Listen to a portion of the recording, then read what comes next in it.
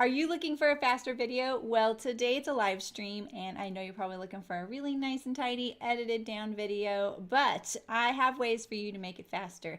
You can click that little gear on the YouTube settings right there on the video and adjust the playback speed, make me sound like a chipmunk, and it'll go a lot faster. You can also look and see if there's timestamps for this project in the description, and if you're on a desktop, you can hover over the time bar at the bottom of the screen and see if it's chunked up into chapters, and then that way you can go directly to the step you're looking for. And lastly, you can also tap on the screen on the right hand side of the video picture or on the left hand side to make the video jump ahead, forward or backward if you're on a mobile device. And you can adjust that amount in your settings so you can have complete control over how much it jumps.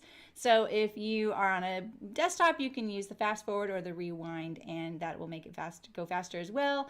You can also enable subtitles, and the little CC on the screen will enable closed captioning. That way, if I am a little bit harder to understand with that double playback speed, the subtitles might help you out. All right, well, I know that it's not a nice little edited video, but if you sew with me, we'll get there together and it'll be lots of fun. And now for the live stream. Happy sewing!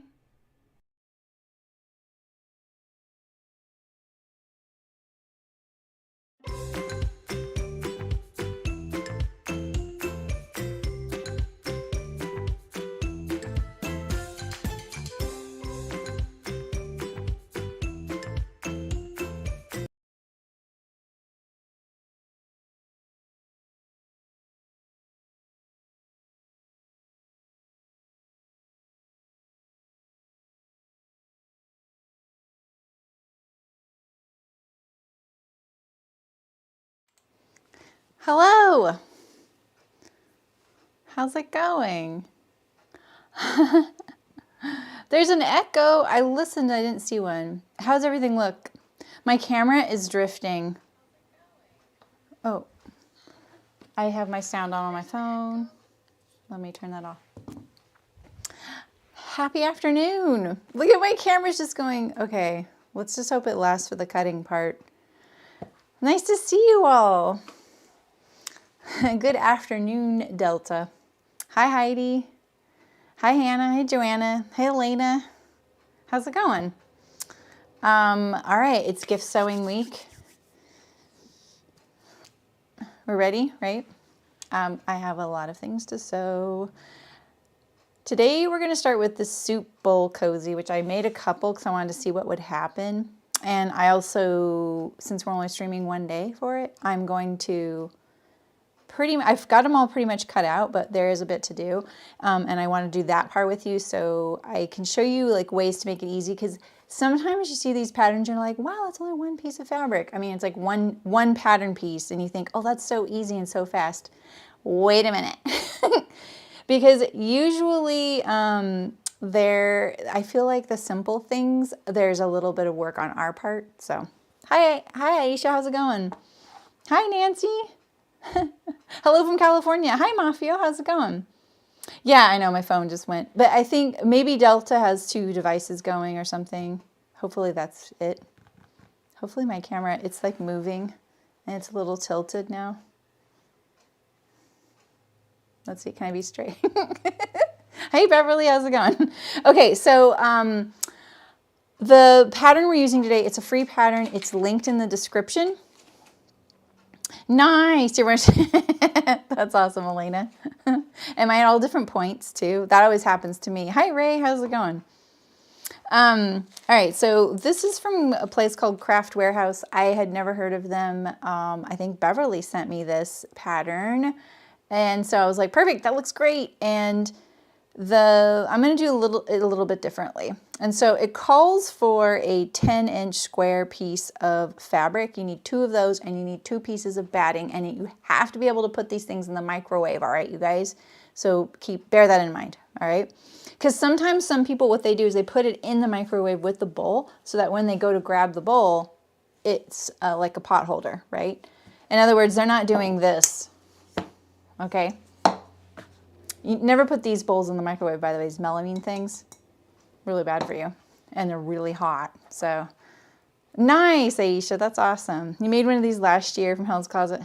Oh, there's a Helen's Closet tutorial. I should have checked that out. Hey, Carrie. Oh, no. Oh, no. I'm sorry you have to work late. All right, so this one right here, this is how the pattern is. So look, it's not very tall, okay? You can see it in my hands here. I had to make a note so I remembered. So this is probably a pretty big bowl for some folks, but this is my favorite shape and size. In fact, we have bowls like this in 2 sizes, and they're about the same shape.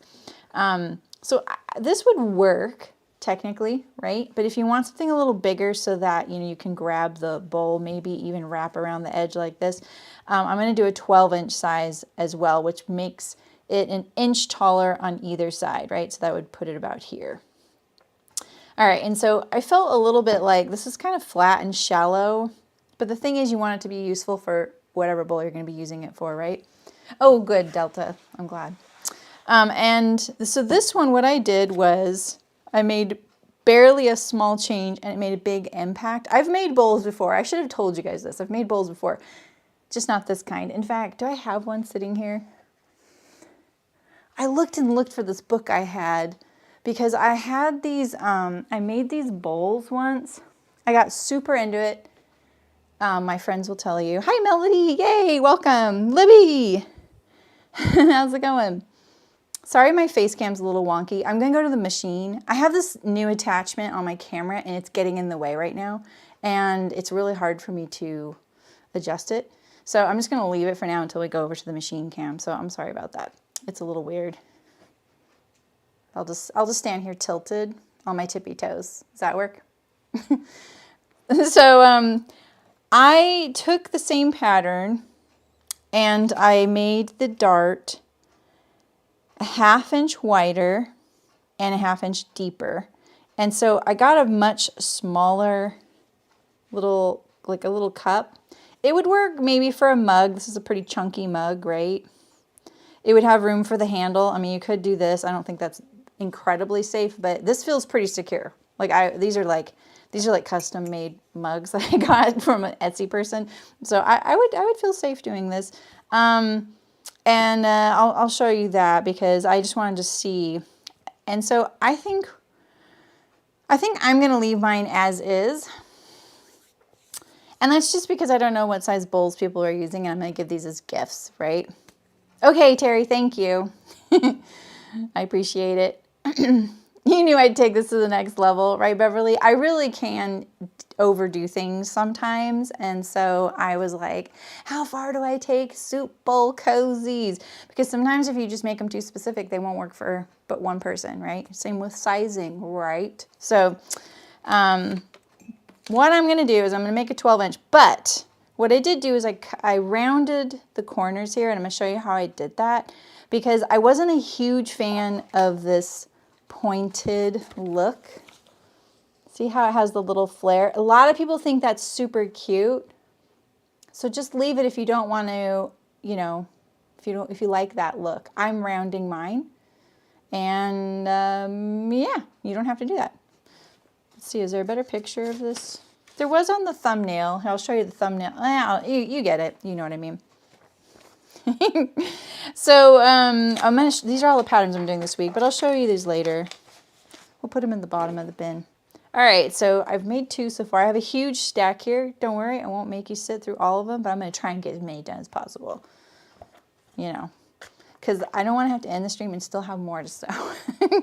So the only thing I've done is I've cut 10-inch squares of batting and fabric, and then I paired them together how I want them to go. So like this is one pair, right? And they're going to get sewn like this, batting to batting, okay? So there's a layer of fabric and batting on each one of these, right? And then I stacked them so that I wouldn't forget what I paired with what, because I do that a lot when I'm kind of going through scraps. And I feel like that took a little bit of time because finding fabrics you think someone would like, and I did things that were not always just cutesy. I didn't want things that were too juvenile, so I did some that were, you know, like just more like neutrals. These Carolyn Friedlander stripes with some linen, this like espresso linen. So And then I did some of these more whimsical, colorful ones. And so these are my only 10-inch ones left. And then those are my 12-inch ones. I'm going to do a lot of those. So here's my 10-inch square. And so what you do, we're going to turn this into this, all right? And this is how I get this rounded corner. This is what we're going to do. So make your 10 or 12-inch or 11-inch square. You can make a big one, 14-inch square if you want. Hi, Lisa. How's it going? Oh, that's awesome. I'm glad. 4 by the end of this stream. I love it. I totally think that is possible, Melody. Totally think that's possible. I hope I have that many done too. I hope I have more than that done, but we'll see. I doubt it. My eyes are always bigger than my stomach when I do something like this, because then I'm like, well, this is so simple and I can use all this fabric. Maybe these people I don't even know would want one, you know, and then I start making this huge pile. I don't get through all of them and they sit there. Ugh, anyway. All right, so make your square. The next thing you want to do is put lines across in the middle to get your point, and then diagonally, all right? Now, when you're looking at the bowl, just so you're oriented, this right here is the dart, and that would be this little bit right here. So this is the bowl. And I'll turn it inside out so you can see the stitch line. You see that little stitch line right there? That's this right here. Wait. Yes, that is this right here. Just like that. And yeah, I'm pretty sure that's what I'm just all of a sudden doubting that maybe I was supposed to go like this with the dart in the middle there. No, that's what we're doing. All right. This little flare that happens is partly because when you're sewing around the perimeter and closing it up, it gets a little stretched because it's bias. And so you get this little flare. You see it? It goes zoop. See that? That naturally happens. I did nothing tricky. Look at how cute this fabric is as a bowl. It looks like a little bandana, isn't it? So cute. I wanted 10-inch ones just for this. It's perfect. So that's why I did it. All right, and so if you're going to use the 10-inch square, you want, let me tell you your measurements. What you're going to do is mark on this plus line here. Yeah, I'm just double checking. I did this the other day and I haven't looked at it since.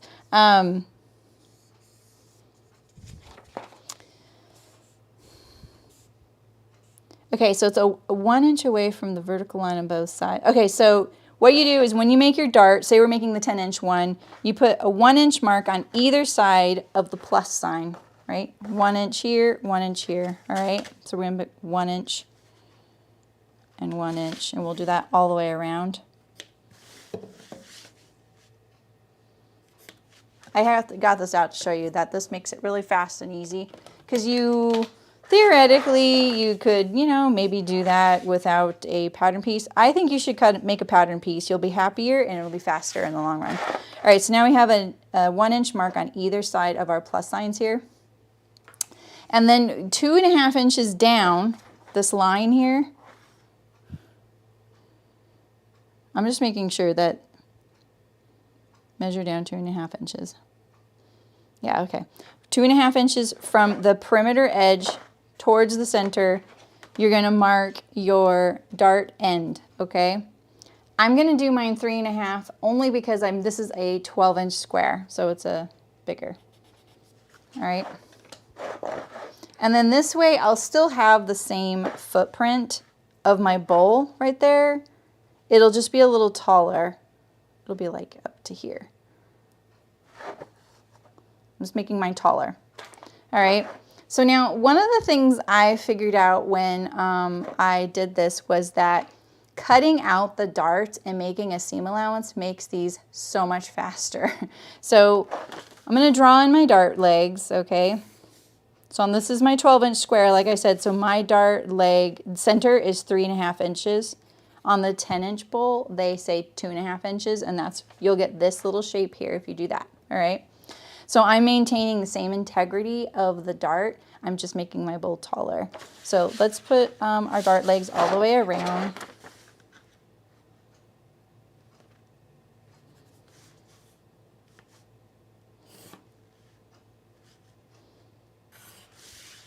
And then we're going to add seam allowance. We're not going to add seam allowance. We're going to basically trim off. So now I'm going to draw, I'm going to do a 1/4 inch seam allowance. So I'm going to draw a 1/4 inch on the inside of the dart. So I'm going to put my seam allowance right here, right? So look at this one right here. See that? And we're going to cut this out. Now the reason we want to do this is because if we do that, it's going to make sewing the whole stack of them a lot faster. You don't have to do it this way. This is what I'm going to do because I love doing things production style. If you've been here at all, you know I am into production and streamlining and just really honestly making it more pleasurable. I was thinking about this, you know how I'm really into this whole idea of pattern reviews and standards and stuff like that with home sewing patterns. One of the things I thought about that would be a really great thing to make a part of the instructions, because I'm all about like instructions being concise but really, but still informative. I don't want to take away instruction in patterns. But what I was thinking is, what I want is it to flow. When I go to sew, I don't want to read a book. I want to sew. And so I think like if people really think out their instructions and sew their pattern over and over and over, they're going to get a way to do it in a really nice way that flows, right? And it's also very logical. You'll go to each step and it'll make sense. All right, so look, I cut out my darts. So now this is what it looks like, all right? Your birds have no attention today, so I'm going to go, yeah. Nice. All right, so now if you don't want to round your points, you don't have to. But if you do, you can. And this is what I would recommend. If you want it to be kind of like a circle, this is more of like a rounded square, right? I like this shape though. I think it's nice. It's a gentle curve. It's easy to sew.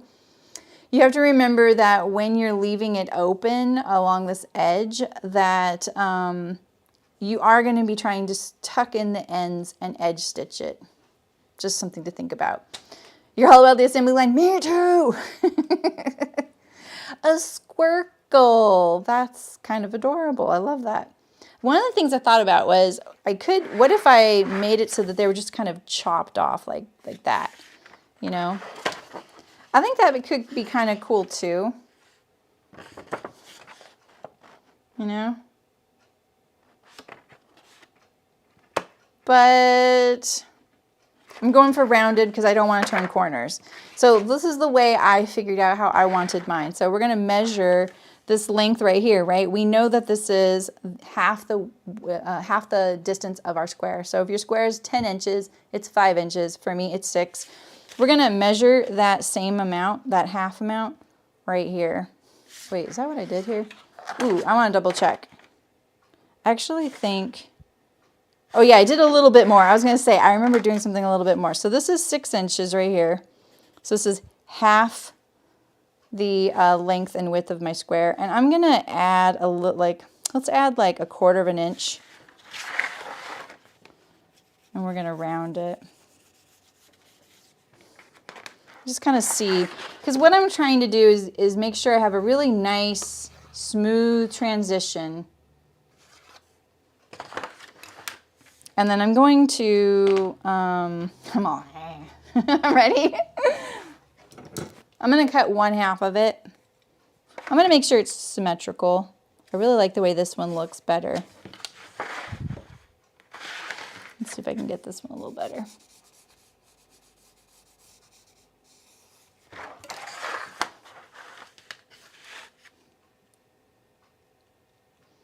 Yeah, do you have a recommendation, Nancy? I wasn't too worried about it, but someone else mentioned that too. They were like, you have to make sure. All right, so now I'm going to fold this and mark my curve here. Once we get one correct, All right, and now I'm going to fold and copy it to these other sides here and cut. So technically you could save a lot of fabric if you made your pattern piece first and then cut out your squares. There wouldn't be squares anymore, right?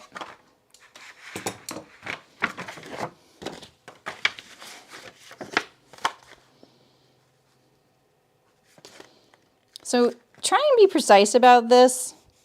You know, I'm pretty cavalier, you guys know that, but at the same time, like when you start getting these little things off and then you're starting to sew, you know, because you're going to sew one of these pairs, right? What we're going to do is we're going to cut this on this fabric, right? This is one layer of batting and fabric. And I'm going to cut these together so that if I do any kind of weird things with the cuts, that at least it's on the same piece of fabric. The weird thing I cut on the batting is on the weird thing on the fabric, right? And maybe it will be hidden. But remember too, like if you're not going to cut these like how they're going to end up like this, you might get a little bit of wonkiness, right? So you got to be a little bit nice to yourself. But at the same time, just do your best because what we're going to do next is cut this out and then we're going to sew it as one layer. And then you put the two layers together and do the perimeter, all right? Just 100% cotton quilting.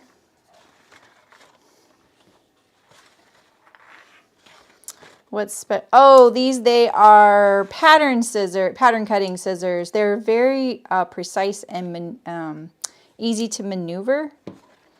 So let me draw my other circle. I can see this dart over here on this side isn't very symmetrical. You see that?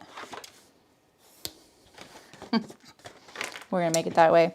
So the great thing about these scissors is, especially like if I was cutting a really precise, like little tiny curve like on a neckline, it's really easy to be accurate when you have a really short blade, but then you have a lot of leverage with the length of the handle. I've had these since 1989. They're amazing. You can get them at places like Waywack. If you're going to do a lot of precise paper cutting, I'm actually not using them properly when I go like this too. So the way you use these is you rest them on the table, and then as you cut, you bring your paper, for the most part, you bring your paper towards your blades. But you know, when you're doing like little tiny curves and things like that, it makes it really precise. Nowadays, a lot of pattern drafters are doing it digitally. So they're not even cutting out patterns, but we still do a lot of that. Okay, so now I have my pattern pieces, and we're gonna just finish cutting out a bunch of our cozies. And I'm just gonna use my rotary knife for this part. So they're gonna get a little bit wonky. I think what I'm gonna do is put these right sides together, in the hopes, like I said, if they get weird, they're weird together, right? I can see this linen's already growing. Can you see that? So I do think like there's a lot of cutting with these things, but they sew together so fast. So just stay with me. If you're kind of like, oh my God, this is too much work. We're doing all the prep, and then it's going to be really fast to sew. I'm just going to cut into my darts. This would be, if you did this as a business, you would want to get a die and die cut these. It'd be the perfect, it's really rare that a pattern piece is perfect to be made into a die. This is it. This is one of them.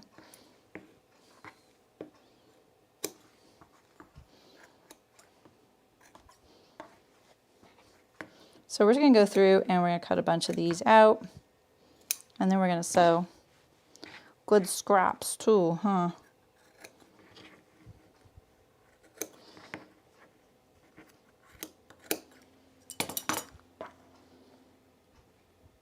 I'm going to try and keep these.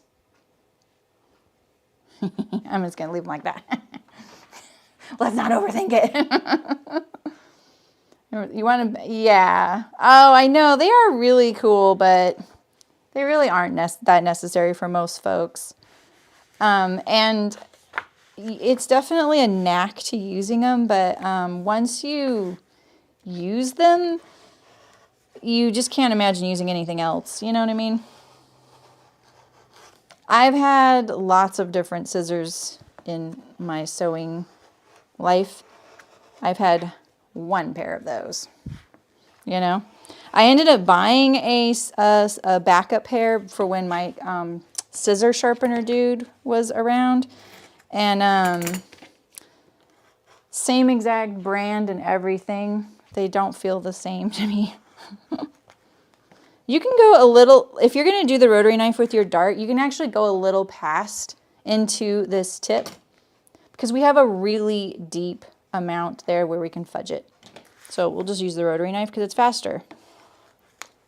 Right? We're just going to chew up our pattern though. That's the only thing. Aren't you glad I already did most of the cutting?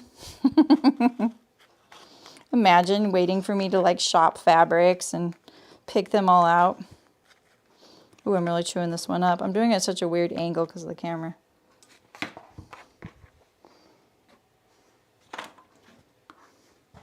From the center of the curves, so from like here to here, or here, right here, I did the half the width of the whole square. So if you're using a 10 inch, it'd be 5 inches. This one's 12 inch, so it's 6 inches. And then I added a 1/4 inch. So I add about a 1/4 inch. You don't have to, you could just do a perfect circle. Perfect circle would look a little bit different, you know. I'm still not helping. Why did you have to say? Well, you know. Oh yeah, you can get that this paper, Elena. You can get it from Waywack. Hi Amy, how's it going? Wait, what did you say? They're not for fabric. Oh, my scissors, yeah, they're not for fabric at all. It's the opposite.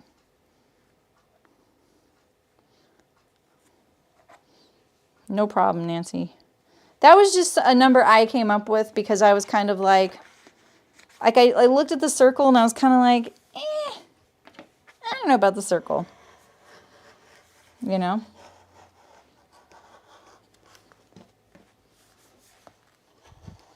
You know, I just remembered that I didn't even share a picture of my mulch mat.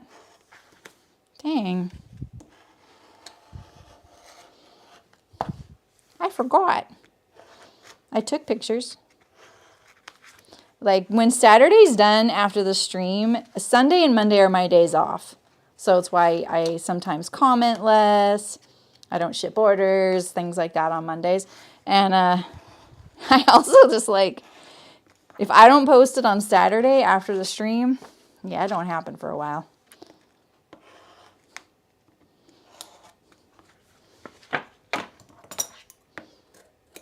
Okay. This is kind of boring, huh? Are you guys cutting any with me? Yeah, the manila paper, the problem with the manila paper is it's heavy. So if you only need like 5 yards, you think that'll do you for a while, that's what I would do. But if you want to roll and you're going to do a lot of pattern drafting, it's just an accepted expense that the shipping costs about the same as the roll. So the roll itself, I usually get about 40, I get a 45-inch wide. I think it's 45 inches wide. I never found a use for the narrower or the wider. I would try them and they'll be like, the 44, 45 inch, whatever that is the best one. I don't get the lighter weight one to save money. It is really aggravating and it's like, it just doesn't last as long. So you just might as well pony up for that because it's not much more. It used to be about $65. Shipping would be about $55 to $60. So that was just one of those things, like I just had to kind of suck it up, you know. Nowadays, maybe someone offers free shipping on it, but I doubt it because it's not something like, even as a, you know, manufacturer, I didn't get any price breaks on stuff like that. because I was the customer, you know. It's not like me buying zipper and I'm sewing something and selling to my customers. Then I got wholesale. But for paper, I was the customer. It's on Waywack, I'm pretty sure. I saw it there.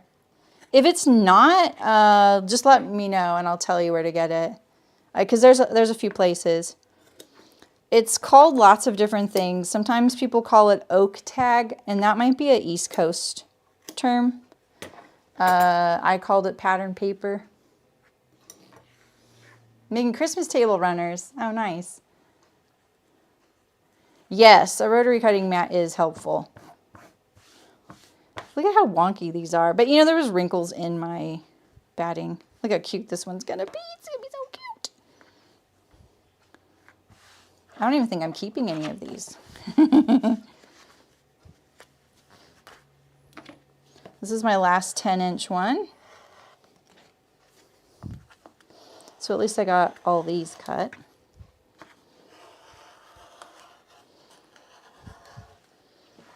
And you know, honestly, it would be better for your pattern if you traced it onto the fabric. Don't cut around your pattern. I'm really displaying such bad form as a pattern drafter. You know? Oh, okay, Amy, no worries. Enjoy.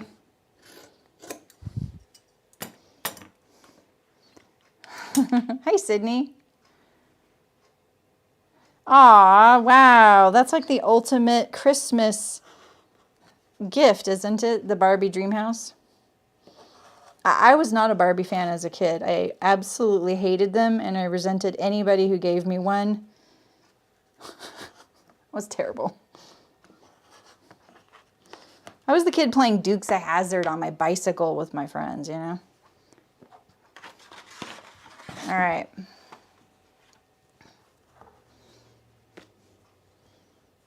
Oh, thanks, Terry. I thought you were a Streamlabs notification.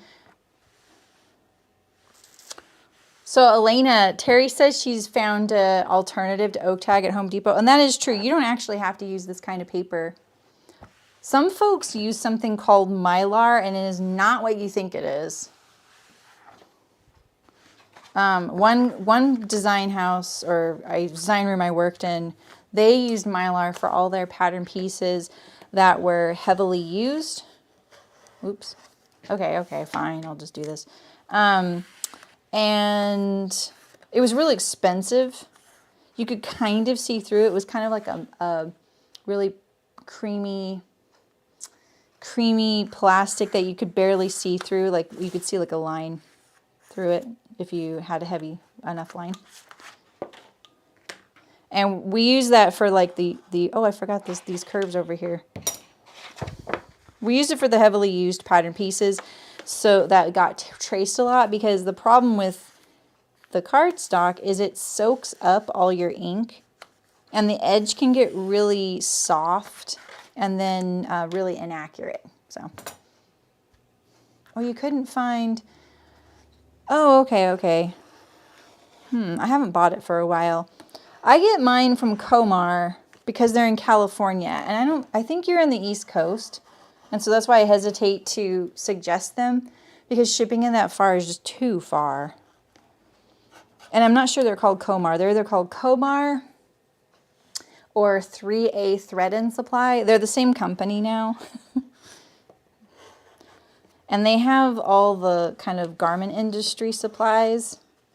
But it's not like ordering from Waywack, where they're used to people who maybe new to buying stuff.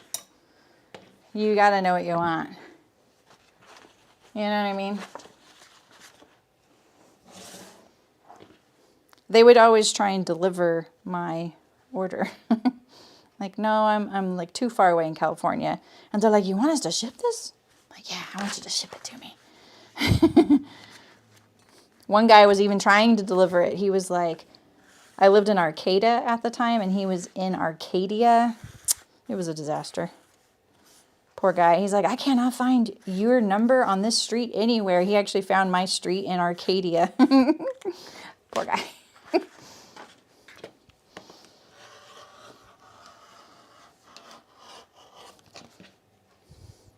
All right, so I'll just do a few more of my large ones here. And then we'll get sewing. I'm going to true all this up there too. How was your guys' weekend? It's Tuesday. Today is my Monday, so I can say, how was your weekend? I did leaves. I was raking leaves for 8 hours this weekend. My poor husband sprained his ankle, so it's all on me. Gold Star Tool, that's it. That's who has it. There you go. You're in the Midwest, that's right. Hey, Penny. Oh, really? I'm sorry to hear that. That blows. I can relate to that because of the PlayStation 5. My family got me one for my birthday, but they only gave me the money for it. I was like, but the true gift would have been to find me one. I probably won't get one for like 2 years.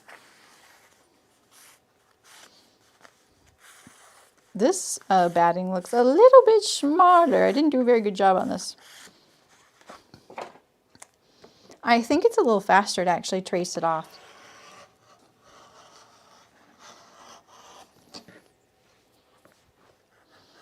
I hope people like these. People are assuring me, like, God, your comments, you guys are all, everyone's been so excited about these. I should have listened a long time ago.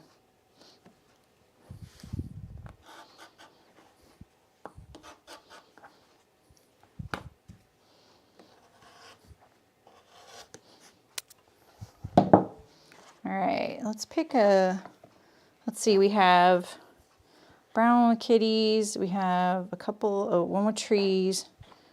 What is this one? 2 with trees. Let's do a couple of cuter ones. I'm not partial, you're partial.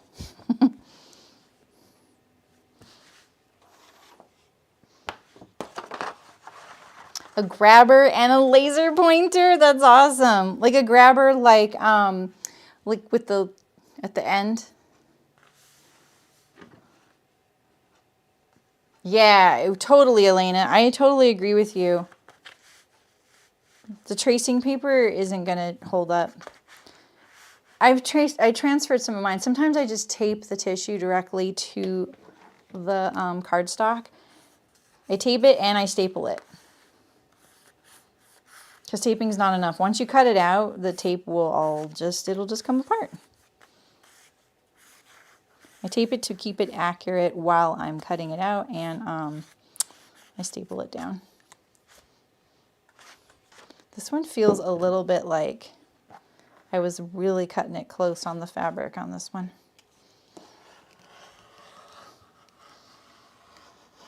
Have I ever told you, I feel like I told you guys my funny story about one of those grabber things. Ever tell you about that? I have a funny story about one of those. They're a lot easier to find nowadays, too.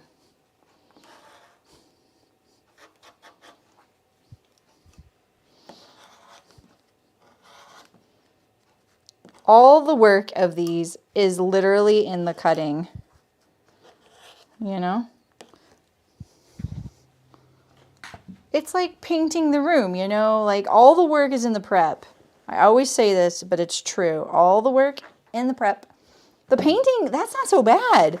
But once you've taped everything off and covered all the furniture, gotten the paint, got all the tools out, changed your clothes, you know? You kind of want the room to be kind of involved when you've gone to all that trouble. See, I'm trimming my pattern paper because I'm trying to hurry. That one always cuts really good, the one I'm facing. But see, then all these others, they stick.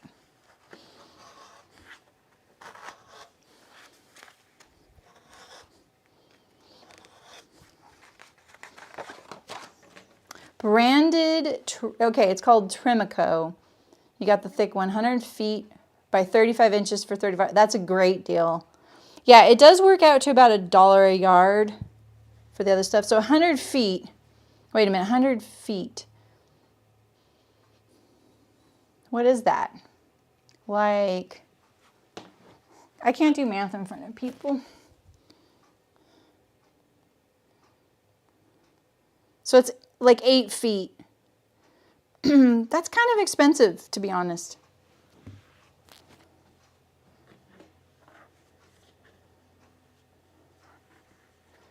Like, yeah, like the commercial from the 80s at the elderly color. Yes, that's exactly it. Everyone you made these for asked, okay, cool. That's good. I know. I think I'm going to give these to my sister's family. My mom is the one that, like, Beverly had already told me about this pattern. I'm pretty sure. And I was like, okay. And then I hadn't decided everything. And then I was at my mom and dad's for Thanksgiving. My mom's like, you know what you should make? You love hearing that, don't you? I'm going to cut one more because I really love this little buffalo bandana. He's so cute.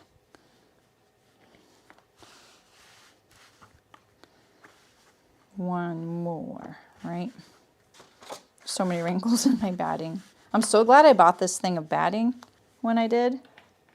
I just bought it as a backup because for a while there, it was really hard to find. And I was like, I'm just going to get that. These things honestly aren't that cheap to do the materials for when you think about it. Because you need about, you know, half yard, almost a half yard of fabric. Would probably get 20 inches. You can get 2 cozies, so you need like on a 10-inch size. You couldn't do it with the 12-inch size.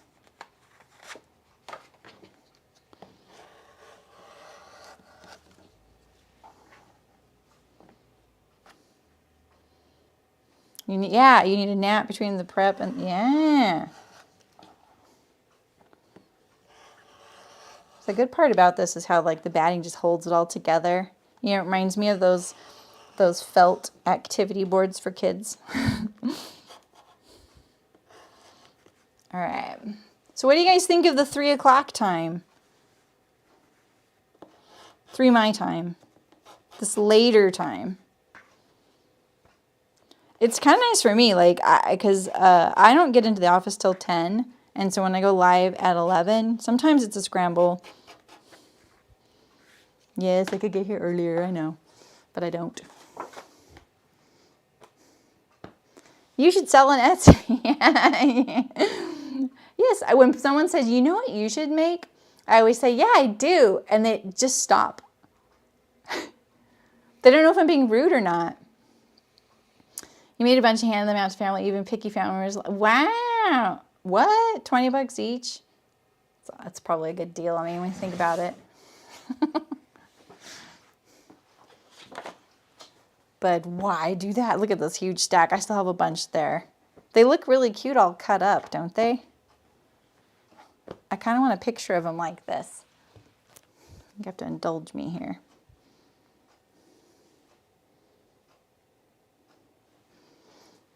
Okay, let's go sew. That's what we really want.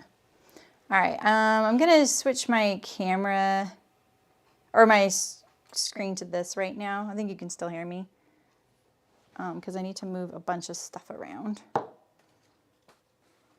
And then we'll bring this and this. I don't think we'll need the iron. Oh, but maybe I should bring my bin. I'm like carrying it around like a pack animal here.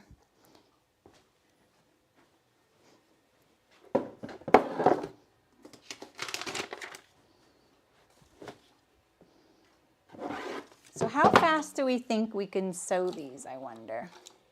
That's always the question.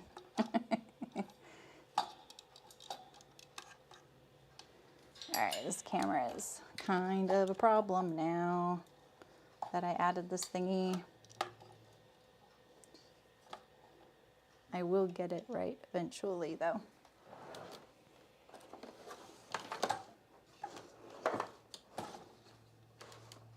You like this grate? Okay, good. Or this time, I mean. I was reading chat as I was talking. Never a good idea.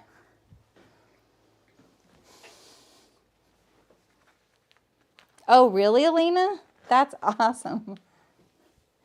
I'm keeping you entertained. Nope. Not me and computer, me and machine. Okay, so I'm not sure if I can, I'm gonna have to set up a whole nother camera, and that's really annoying to me to have to do.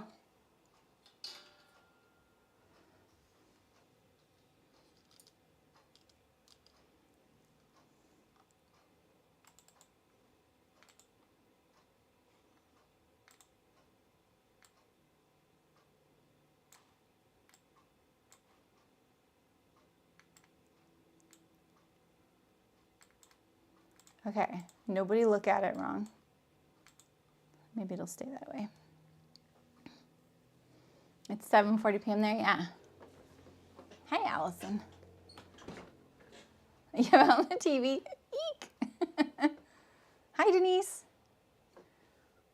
Yeah, absolutely.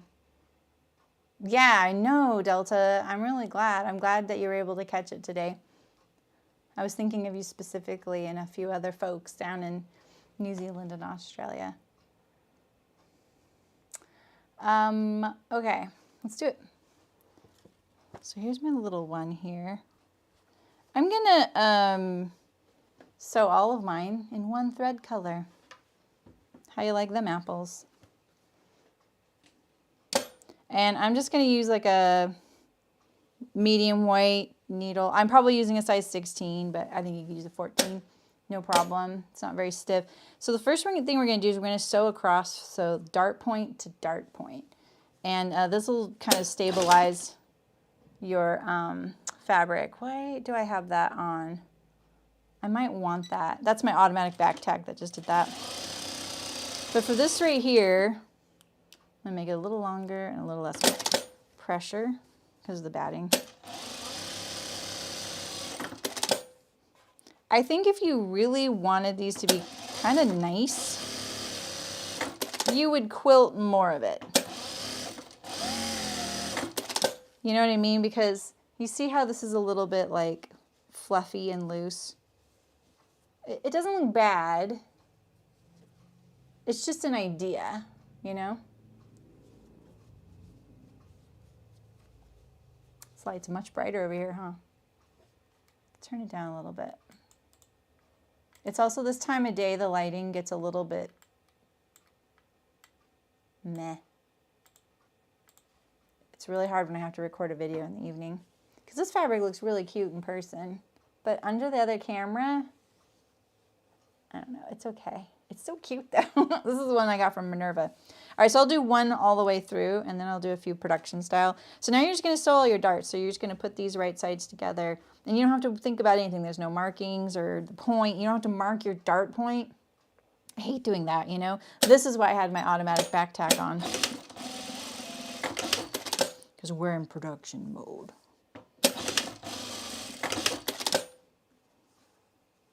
Now flop it over this way.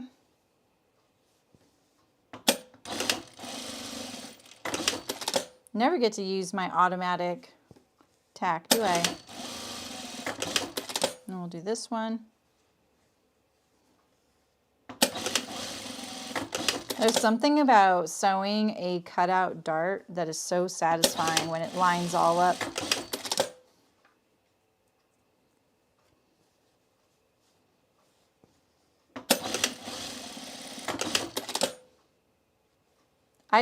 I think the pattern instructions say 3/8 for the seam allowance. I chose a quarter because it's just half the width of my presser foot and it's easier. All right, and so now we're going to The other thing you could do, you know, also to make them a little nicer is maybe stitch down your dart. I just think like once you sew a few, you're going to be like, you know. All right, so now line up your pieces dart to dart. I'm going to try one leaving the opening right here.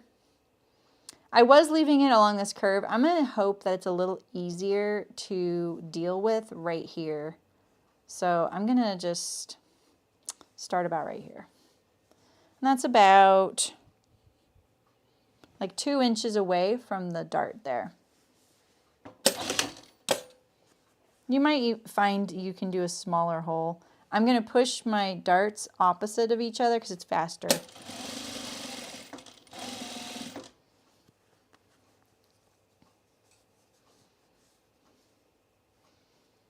I really meant to iron my fabrics before I started today. Because that would have saved me time. I mean, at a certain point, you're like, all right, yeah, that would have saved me time, but it took me time to do it. But sometimes you just want things to not be frustrating to do. All right, so now where's my beginning? Right here. So I think one other thing you could do to your pattern if you haven't cut these out yet is maybe put a notch right here on either side so you don't have to think about, am I close to the beginning or the end, you know? I'm not too worried about clipping this curve because it's not an interior curve, it's an exterior curve. Hi Sarah, how's it going? It's going good here. Started our gift sewing this week. I'm just going to push on this edge all the way around. It's got kind of a gentle boink boink.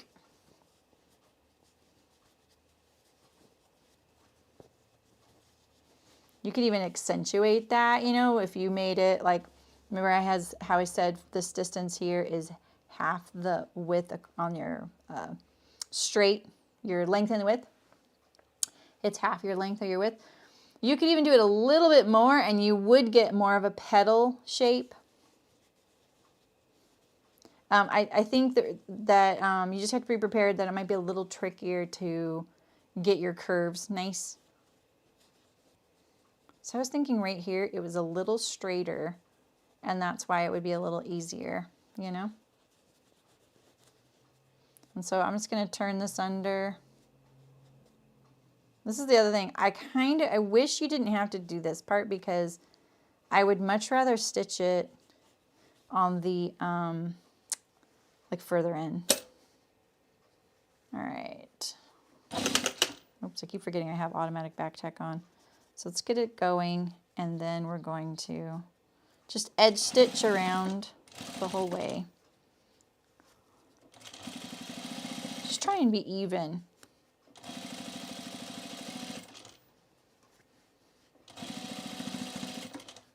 In my head, I pictured these with the print on the outside and the solid on the inside, but they honestly look better with the print on the inside, like you notice it more than on the outside of the bowl. So this is why I'm choosing to sew on the print side, because this is where my stitching might be the most visible.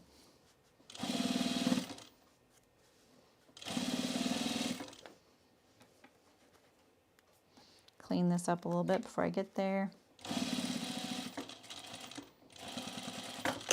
I went a little farther. I noticed on one of mine, see, look at that. You see that? That didn't look so good. From this side, looks fine. Don't you love it when that happens? All right, let's check it out. Okay, so when you first do it, you're kind of like, it's not really a bolt. Just push it into the bowl shape and kind of pop those darts and stuff, and then it stays that way. This one's cute. Clip your threads.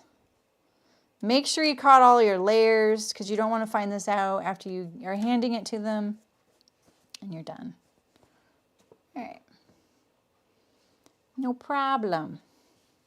All right, so we're back to the stitch dart to dart. Exactly, Melody. Exactly.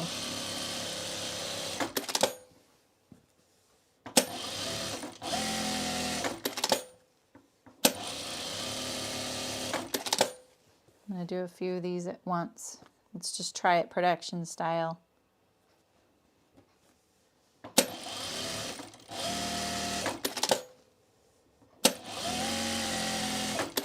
It was really hard to cut this stripe, by the way. The fabric was so poorly cut and printed that even when I tried to cut the 10-inch square on the stripe, it just wasn't a straight line. It just wasn't. It was really hard. I was sitting there like pulling and trying to warp the fabric back into its real shape.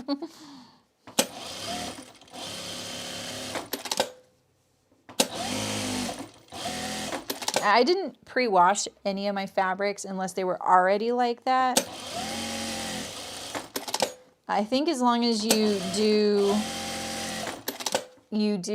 it one way or the other, you're fine. Like if they're all pre-washed, great. If they're all not pre-washed, great.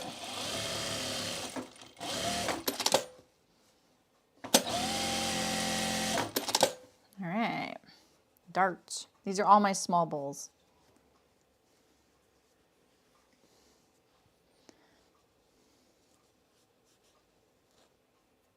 Yeah, right, Penny? I think you could. I just think it's a lot of work. You know? But I do think like what if there was pre-quilted, you know, cotton fabric? Oops, and you knew that the thread was going to be appropriate for the microwave.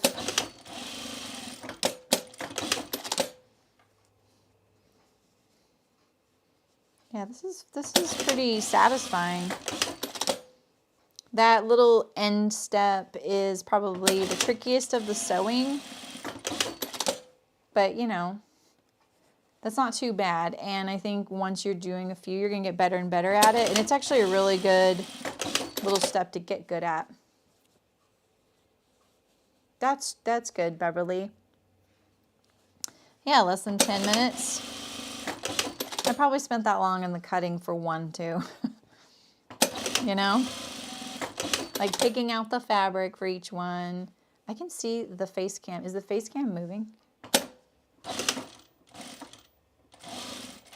Why are you moving?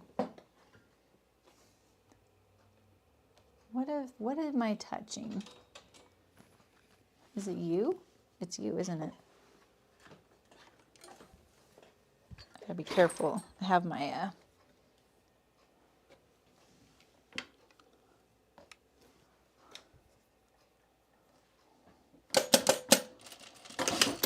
I'm really into trying figuring these things out right now. Okay, so you go to there. Let's do the next one. I'm not going to put my label on these either because I don't think my label should go in the microwave, and you know, I don't really care. Okay, Penny, nice seeing you. Good luck on the grabber thingy. You know, we have to go to a store that sells those kinds of things, those accessibility aids, occasionally for Michael's grandma, and there's some really, truly amazing things in those stores.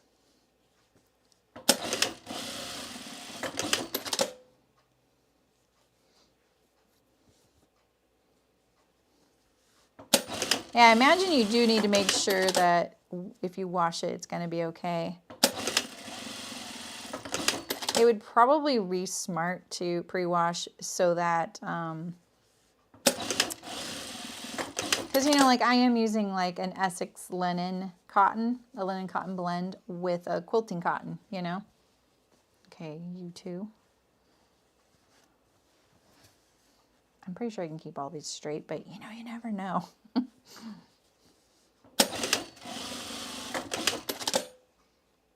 I had this awkward thing where I had one layer of batting left and I kept cutting to kind of use it up, but it wasn't helping. And I realized it was because you know how the batting kind of, and when it comes in the package, it's all folded and it's kind of cumbersome to pull it all apart. And if you just want one layer, it's a bit frustrating. And so I had opened it up, so I was cutting it 2 layers at a time, but I had cut a bunch from some scraps I had before, and that's why I had this odd number. So then I had to open it up and cut 1 layer, and it kind of pained me to do that.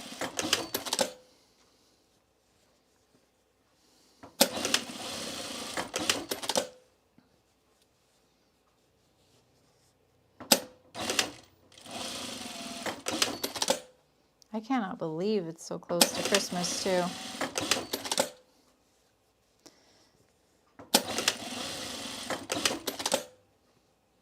This is kind of a loud ASMR, isn't it? All right, you go with you. I don't think there's a faster way to do this. Unless you were like, then going to the, yeah, it's just better just to finish one. Sometimes you just cannot be, it just gets frustrating to over engineer and overdo your, time saving things. Try and get rid of these little threads that are against your batting. If you're using a lightweight fabric or light colored fabric, it'll show through. It's really annoying, you know?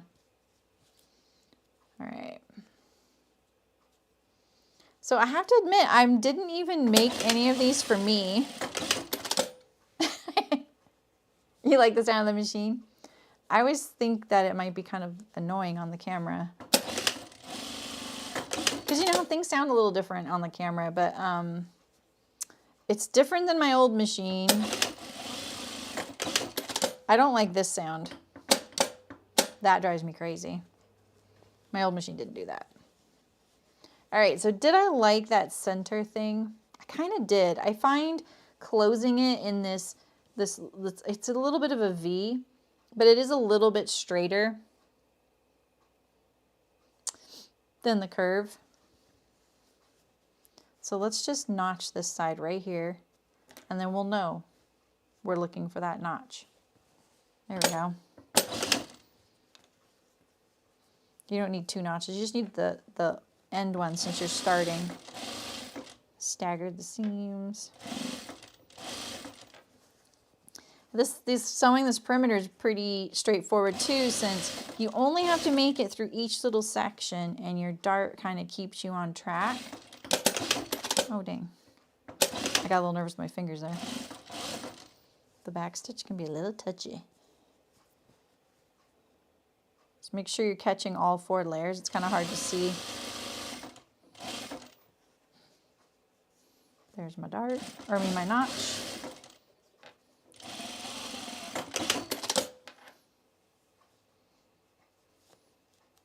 And that's a pretty good opening. I think it's almost 4 inches. I think that's a good amount. Hey, Nancy. Nice. Very zoomy. Oh my goodness. I was actually trying to piece that together. I'm like, wait, we usually see you like, it's your morning when I'm streaming at 11 a.m. and you're on the East Coast. So like for me, it's usually 2 p.m. for you and you're waking up. So I'm like, wait, you're just waking up now? I bet you are. I bet work is nutty. Oh, this is actually kind of cute, the little stripes.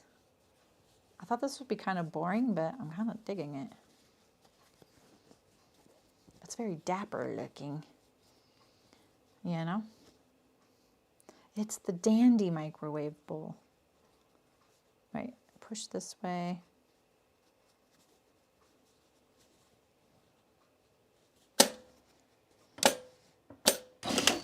All right, this time. See, that opening is a little bit smaller, and I'm a little bit of the threads right here. I'll just show you. See, because I kind of pulled it through the hole and it's a tiny bit tight, it pulls those threads apart right there. Try and avoid that. Makes it a lot less fiddly to do this bit.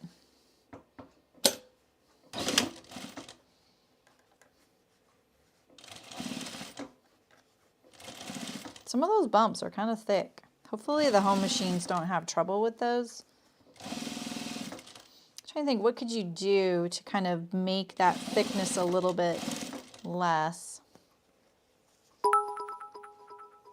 Oh, Ray, thank you. It's nice of you. Thank you.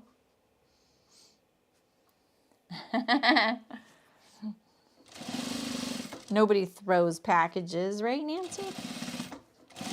There is one person that throws packages onto our porch. Like, okay.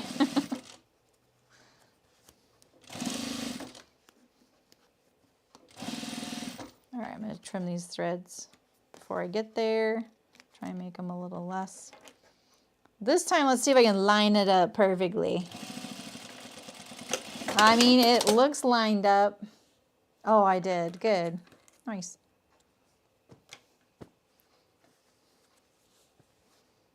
How could we make this bump a little bit less? I think... Because if you open it up, I think that could help, honestly. Let's try and do that on this one. I'll open it up all the way around. It's just a little more fiddly, but if you're having trouble with the thickness, let's see if this will be less thick. It might look nicer, actually. It is thinner. Why? I don't know, because it is the same number of layers. I think it's just because it doesn't have to fold one way or the other, so it's not such a chunk of trying to do that.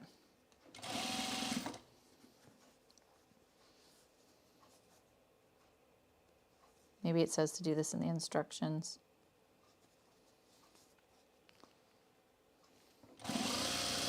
Every time I think that those are not going to be lined up, and I'm always like, okay, this is the one. And it's not. It's actually, these little curves here, they stay, look at that, they stay really lined up. It's great. All right.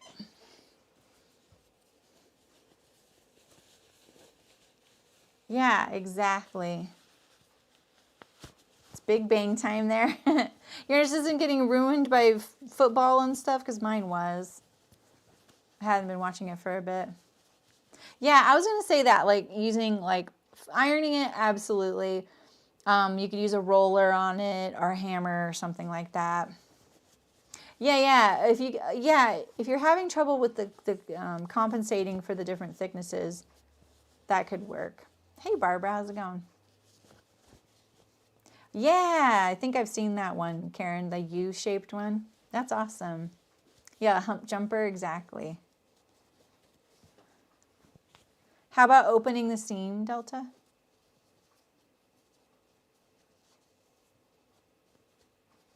Yeah, you like to open them up, Nancy. Let's see, I'm gonna stitch it from this side because I think this side's a little cuter. So we'll keep it cute. So stitches are still kind of stretching right there. This one doesn't seem like this is the one it went with, this color scheme. That's why you gotta be methodical so you don't mismatch.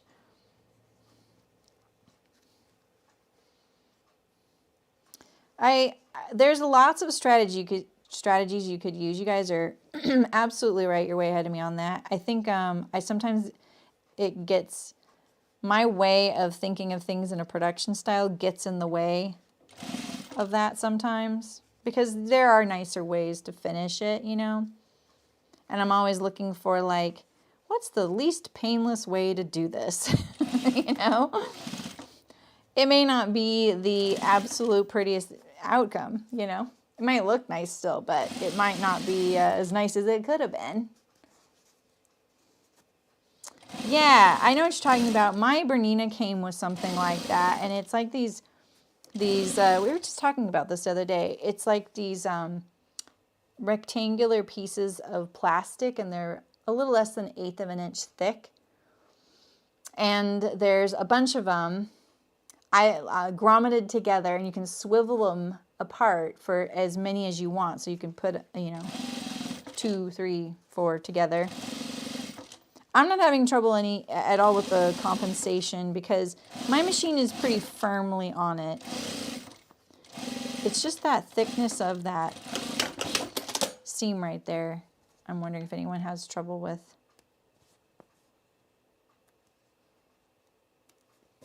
And you know, it's a suit bowl cozy. We're not making an heirloom quilt. Height compensation tool.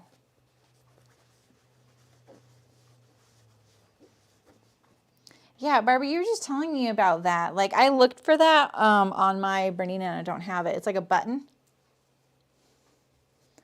Yeah, that sounds so cool. I want that. All right, so let's do our little notch. Just do it, I'm just, you know, about 2 inches away.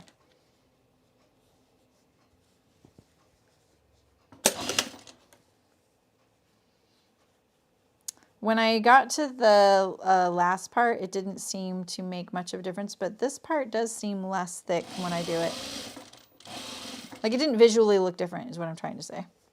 I was kind of hoping it improved it. I sort of wish I would have played around with a few more shapes. I kind of like the idea of making it more petal-ish, a four-petaled flower. Or maybe even the a squared off edge, not a point, but maybe just like, you know, like clipping the corners off the square. I think that'd be kind of cute.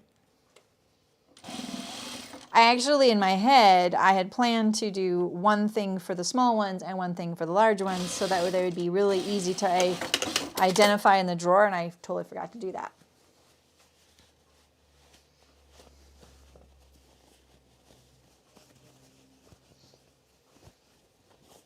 Oh, you do, Barbara? That's awesome.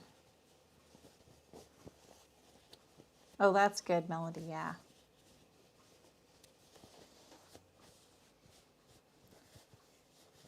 All right. This always feels, when you do this part right here, it always feels a little bit like it's just not going to go well. So what I say is make sure that you're really pressing out the seam before it right here, right? And after it. Just get it going. Just straighten this little bit out and get it under the machine and start sewing and then do the rest. Now you can kind of adjust it because it's held down, you know? You're using the machine as a helping hand. There's a little thread plaguing me right now. If these were heirloom soup bowl cozies, we'd be hand sewing this shut.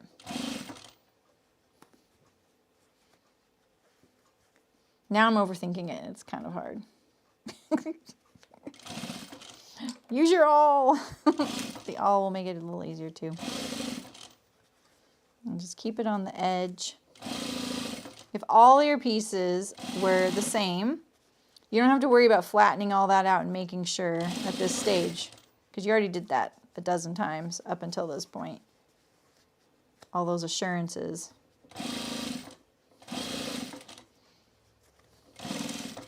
I like this fabric with the lavender.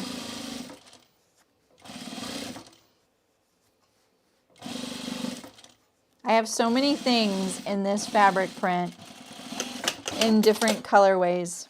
I love it. I love this fabric print. It's one of my all-time favorite fabric prints. And this is one my mom gave me. I didn't buy this one, this colorway. I bought the like darker one.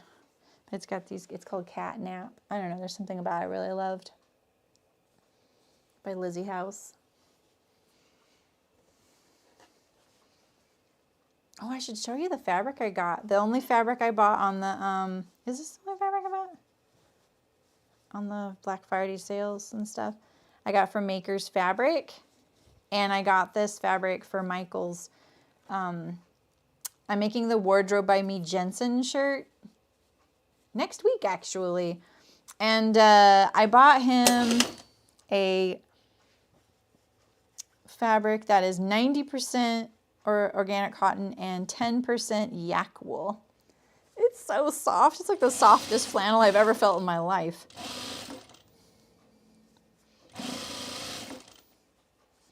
I got it in the mail last week, but I didn't go to the post office till today. So, yeah, they're balloons. Oh, yeah, this is... Oh, yeah, sorry, you guys are talking here. It's called Catnap, and the designer is Lizzie House. You might be able to find it somewhere, but it's been a while. You just see it a lot on my channel because I bought so much of it in so many different colorways because I'm still not sick of it.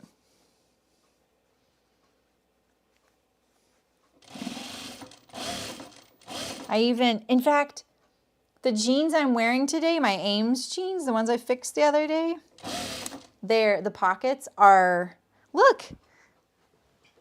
See, these are the ones with the cats on my back pockets. And it's that cat. It's this cat and the one that's sitting. And I put that in the printer, made it bigger. I ran out of bobbin. And stitched it on my back pockets. And then my hand pockets are this fabric. The fabric company is called Andover. It's by Andover. Lizzie House for Andover.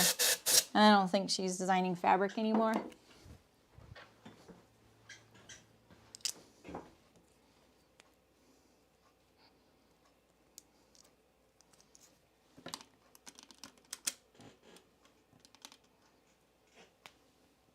Oh, I'm so sore. Sorry. It's all the leaves. We got this new thing for the back of our lawnmower. The lawnmower came with our house. It's old, it's funky. And, but it works pretty good. Like it's serving us really well and we didn't have to buy it. So we got an attachment for it that is like it's like a backpack. And it's like 3 bins that holds the leaves. So it'll pick up all the leaves, shreds them and puts them in there. It's not putting them in the backpack. Because they're a little damp and so they're getting clogged in the tube that would normally put them into the backpack. And so I had to go over and over things so many times because it was leaving like these big red stripes because the leaves are like this beautiful bright red. So basically it's shredding them up and mulching the grass in these tiny fine particulate leaves you can't even see. It's crazy. So I eventually was like, you know what? I don't want all this on the lawn. The lawn looks fine, but I just like, this is just so much leaf. So I was raking some of it too. Raking just is tried and true, man. You know? When you want something done right. I was watching YouTube videos on how to do leaves. I'm a noob. I'm a Californian. Trees that drop leaves where you live in California, that's not very common. Not where I grew up. I mean, because I grew up in Orange County. Next to Disneyland. Maybe I just never had to worry about it. Hi, Kristen. How's it going? Oh, nice. Yeah, I gave some tips at the beginning on how to make it go fast. Like right now, the sewing's going really fast, and but it was all in the prep. So I prepared the pattern a little differently than the way they have the free pattern, and there's a link. So that might help.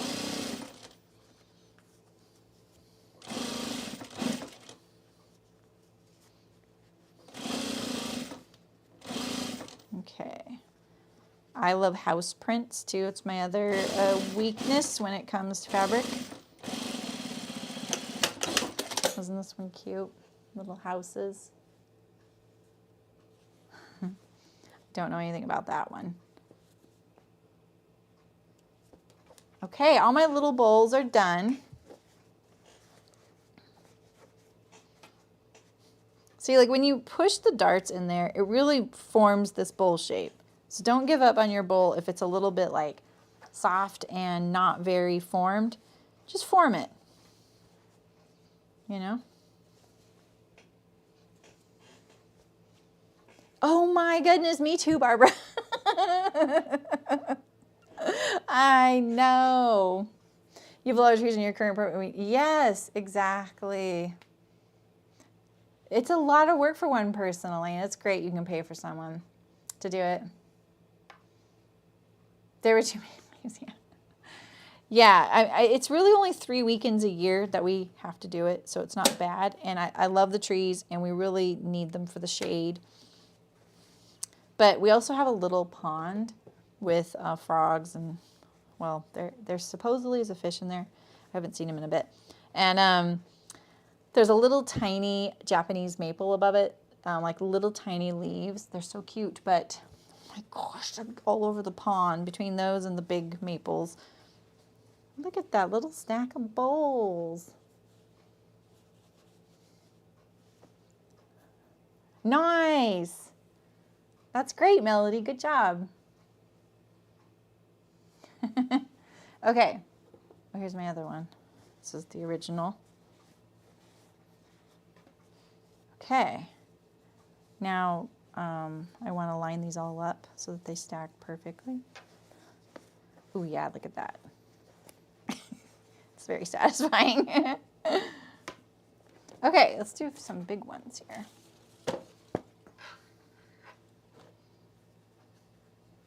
I'm thinking these will be easier. I still haven't seen one of these done yet. I'm really hoping I didn't commit to something that's too big, you know? I know someone who said in the comments that they use these for holding ice cream so they don't freeze their hands. How long did I think it took to sew them? Someone said 10 minutes, but I feel like, oh, I forgot to stitch. I forgot to stitch. You gotta stitch. Oh my goodness. We'll do it afterward. Eek. Not ideal. Not ideal. Don't forget to stitch. I'm going straight through that little compass. There's a little compass in the middle. Okay, let's fix this one. This one we can do. You don't need the back stitch.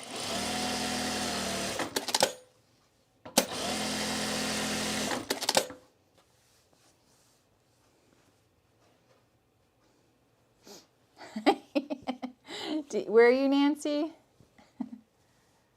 Oh no, Elena, that would be so frustrating. You just know those leaves are down there, and they're probably like pristine, right? Well, they're not pristine. Once they thaw, they get like soft, and they're probably slimy, huh? Yeah. Yeah, I was like, there's got to be like a really great order of operations. The problem with YouTube and lawn care videos is that they're all trying to promote some big piece of equipment. So then I was like, best way to pick up leaves for a normal person. The funny thing was, I was not the first to search for that. Hey, Elizabeth, how's it going? One of the trees, and I'm so glad that it's nowhere near where we have to pick up the leaves. I think it's, is it a sycamore? They're this big. They're huge. It's a huge tree. It's really tall. Is it a sycamore? It might be a sycamore. It's either that or I don't remember now. Oh man. That's the danger when you start a little bit off the fabric. Sometimes it'll unthread itself. Slimy and stuck together. Oh God. Yeah, see, and we had done it the weekend before. We'd gotten rid of them all. But we weren't really that thorough in all the beds, and I was really thorough in the beds because I really want it all to be gone.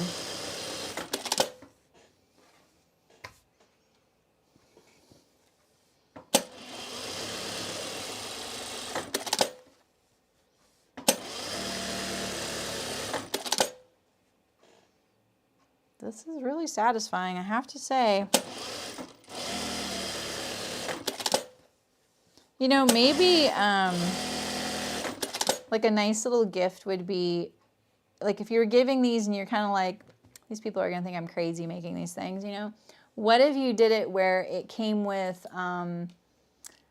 you know, an ice cream gift certificate or a, because, you know, there's a lot of ice cream subscription services.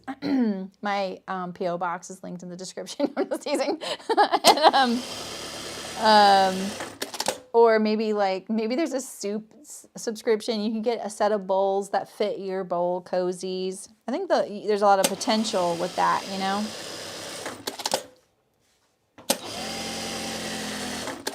I feel like this is something my husband would really like, and I'd be like, oh, really? I didn't know you wanted one of those. So I should probably ask. Oh, Denise. Ooh, you're so on it. 1, 2, 3, 4, 5, because this one was already done, right? So 5. 5 in 35 minutes. I'll take it. That's a very good rate. 7 minutes each.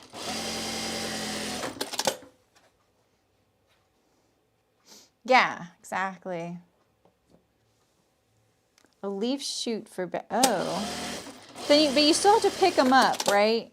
It's the picking them up and putting them in there.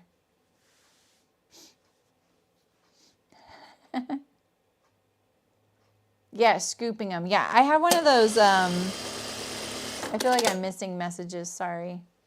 But someone said ice cream. You do lose your little ice cream cartons. Oh, what was I about to say? One's in Pago. Okay, yeah.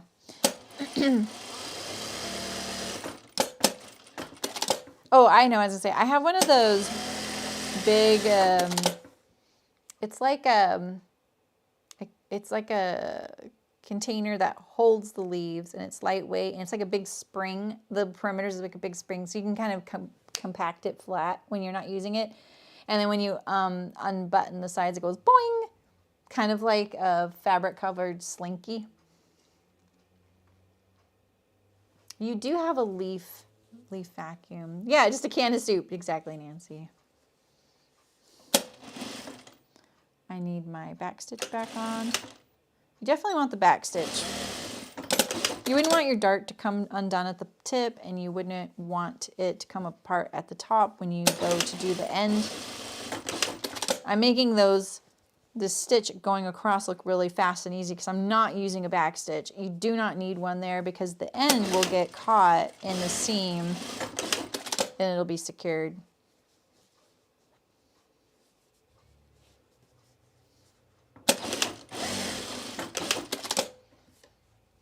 Okay, this one goes with this, right? Yeah.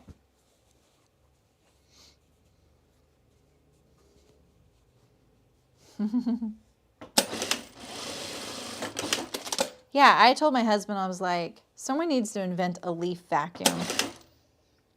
I say that as if I don't think that the world hasn't been dealing with leaves somewhere for hundreds of years, you know. I'm like, I am new to the leaf scene. Let me solve this for all of you people who've never thought of anything. I said, there must be something like that out there, and there is.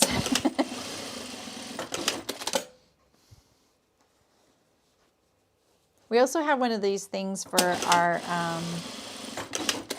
like, I think it's our mower. I don't think it's for our tractor. And it picks things up and puts them into a big basket. That thing's pretty cool, too. It'll even pick up the, a few of the acorns and the sycamore things, those, like, pokey things.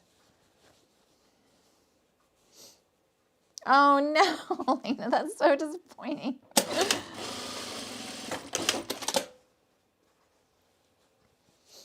Has to be dry, yeah. For the most part, it is dry here, but we've been getting fog every night, so it makes everything kind of wet, you know. So if, topic change, anyone who recently has downloaded that oven mitt pattern because of like Frugalissima mentioned it in her video, which was really nice of her and awesome. And I do love that little pattern. I made one recently and I was like, I did not know this didn't have written instructions. At the time, I was just like, oh, people will make a few right now, but it's still on my site, right? So it is legit there still. So I went through and I made instructions this weekend, and that'll be updated today or tomorrow morning. And anyone who's already downloaded, it's free. Anyone who's already downloaded it will get an update, and you'll get the new pattern. Same pattern pieces. It just now has written instructions and some, like, you know, information about the fabrics you buy and what to cut and stuff. I also went back to the video and I put timestamps in that video. This is what made me think of it, because we're sitting here talking about leaves. And that one I had to listen to myself talk and talk and talk about something, and I was just so bored of me. I was like, oh my God.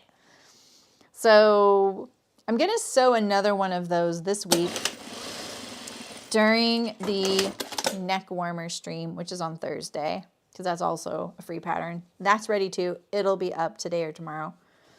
And I'm going to sew one, and I'm going to try and do a sew along that's very concise and straightforward so that people can actually follow it without listening to me talk about an iPad pencil with someone. Someone in the chat had just gotten one.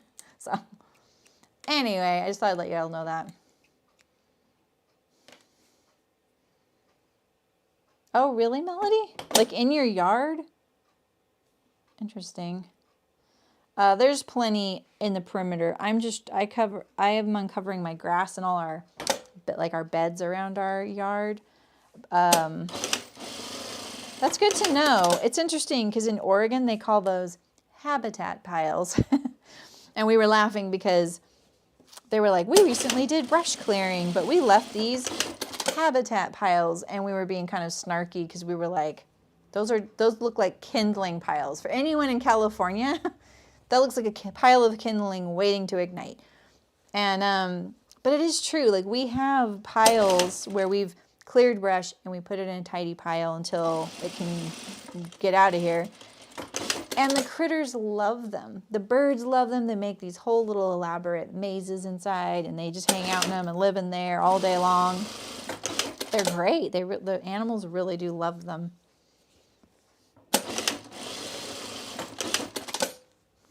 You looking forward to the neck warmer? All right, so I've got good news about that. So on Saturday, I ended up making one in the shape and size my mom prefers. She said she used to cut one 4 inches by 20 inches. I tried that thing. I can't get it around my neck. Where is that thing? Oh, it's over there. Yeah. I'm about to sneeze. I keep feeling it. So I sewed it, and it was really hard to fill. Oh, I should go get it. So it'll be a change of pace from all this dart sewing. Let me thread my needle, though. I probably shouldn't, because I'll probably unthread it showing you these things. We know how much Saremy loves to thread her needle on camera.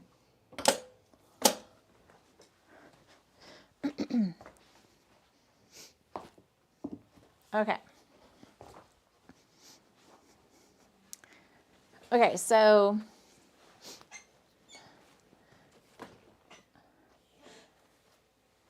in the city here, you put them to the street and they have leaf pickup till February.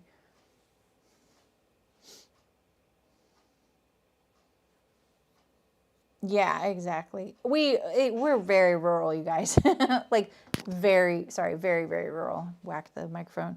All right, I need to still sew this one here. Okay. So Saturday I made this one here, right? And man, it was a circus act to try and get it filled with rice. So what I ended up doing was did I even fill any of it with rice? I can't remember. I ended up backing off these sections of stitching about a 1/2 inch on each one. I made this little canal here much wider, not much wider, a little wider, and then I could put the funnel down in there and fill it. That worked great. It ended up being no problem once I could do that. Okay, so I'm going forward with this design, and then this pattern will be available. It is like lopsided as far as the rice goes. Like this is less than this side, but I'll get better at it. This was my trial, and it works really good.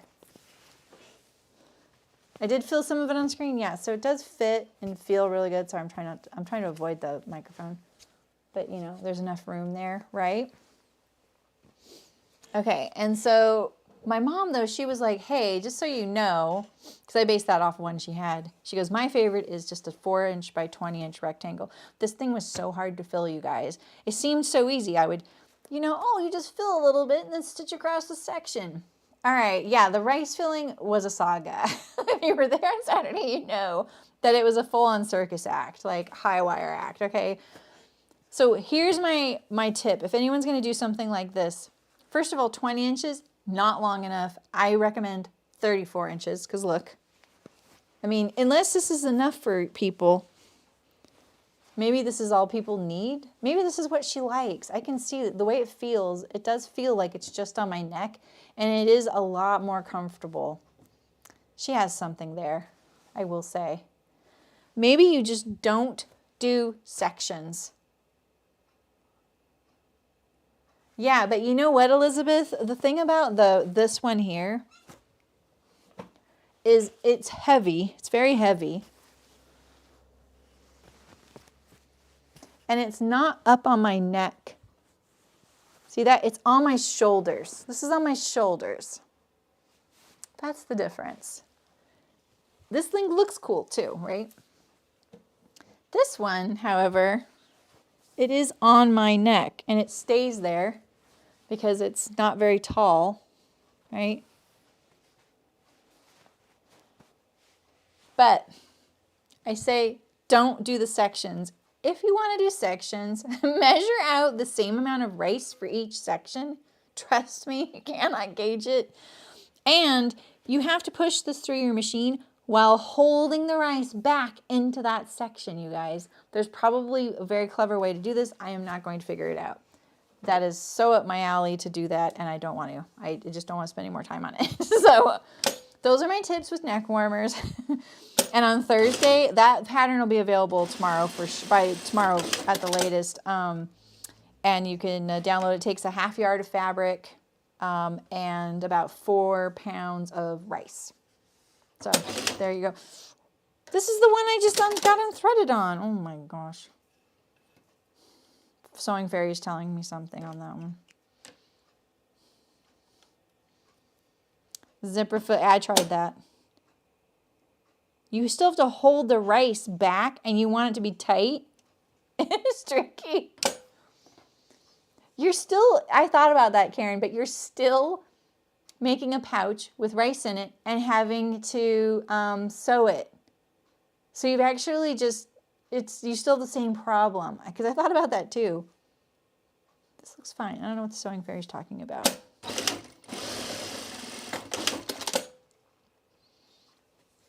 All I got to say is the person who made my mom's, that thing was, it was snug. The whole thing was evenly filled with rice all the way, very, very tight. Like it was overstuffed. I would love to figure out who that person is and just say, how'd you do that?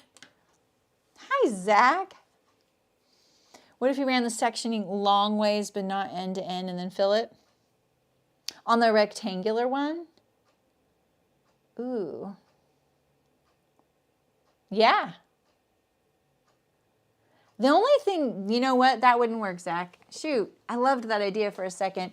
You know what? It wouldn't because these channels would be going this way and then it wouldn't be able to bend as well around your neck. It would want to stay straight.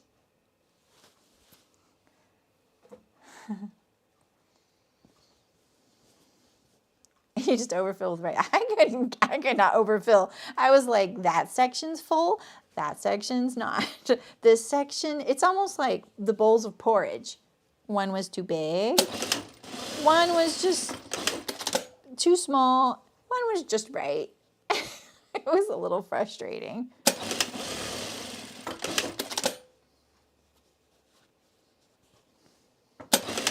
Who knew The neck warmer would be so complicated. Yeah, it's worth trying though, Zach. Like, that sounds so easy, but I have to say, regarding this project, everything about it has sounded so easy until I got there. Yeah, don't section. I think that's it, Elena. That's the simple is always better, right? Just don't section it. Absolutely. Everybody has a buddy here, right? Okay, and then you go here. Perfect.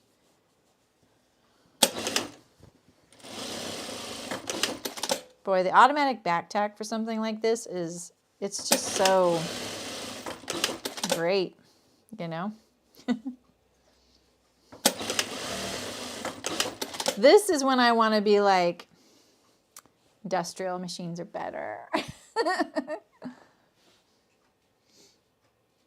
Yeah, well, oh, and hand stitching. Yeah, I mean, I think you probably could do something like that. Like even if you just tack it, you know, like leave the rice slack enough that you can kind of snug it up by doing that. But then it's like you said, why do we really need the sections, you know? I'm just kind of wishing I would have found out who this woman was and just bought another one from her. But I don't live in town anymore either, so. They were like, I think $25 or $35. That's a bargain, as far as I'm concerned. Now that I know the fiddle factor. Fiddle factor should be like a dollar amount that you add to a project. You know? It had a plus 12 fiddle factor, you know? Yeah, I mean, that's what Walter said, Libby. Yeah, buy it on Amazon. There you go. You guys have the right idea. Nobody's showing up for Thursday's stream because we all learned, oh, we don't want to sew this.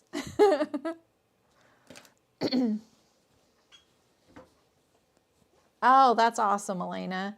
Yeah, that is a good point, though, like making it refillable. So what if it was a zipper? Let's make it really intimidating.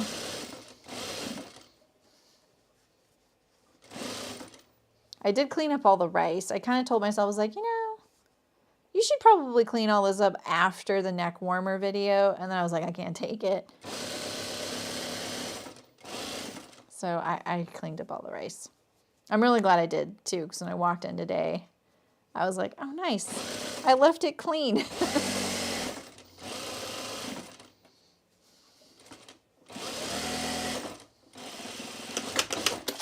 I'm going to sew all these in the perimeter and then close them all at the same time.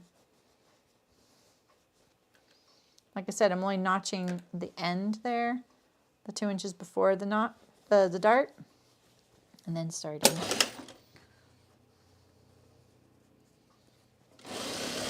This is a lot faster if you just press the dart, these darts opposite of each other. It's faster to sew. It just feels slightly thicker when you go to close it, if you don't open it.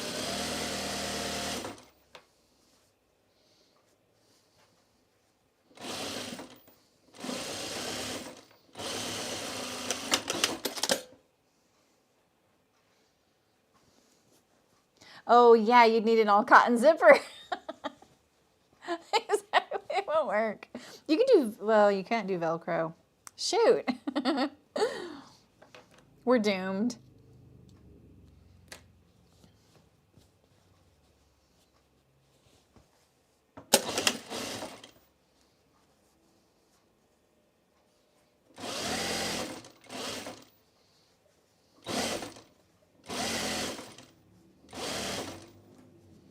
Okay.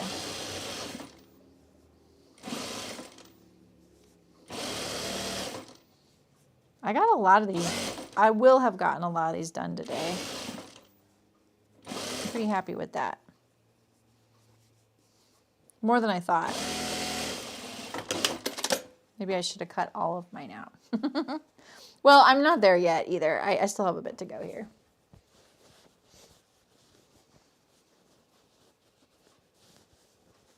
Yeah, exactly, Heidi. You can't put a zipper in the microwave.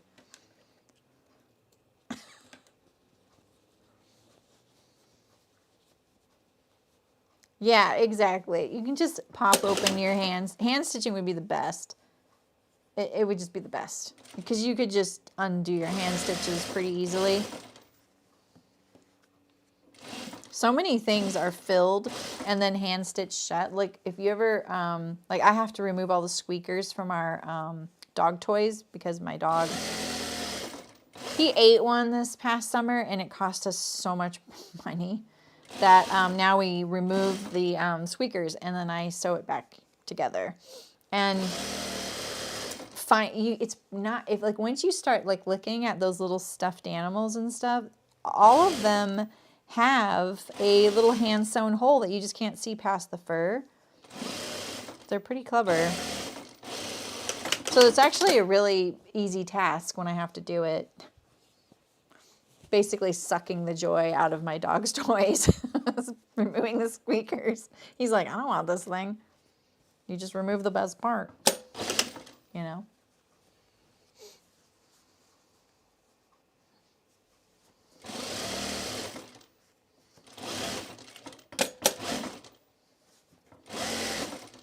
All right, one more.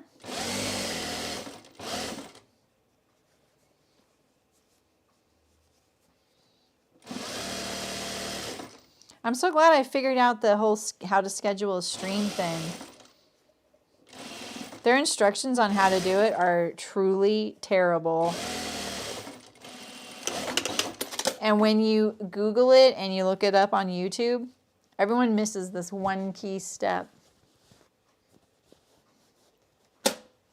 I finally figured it out.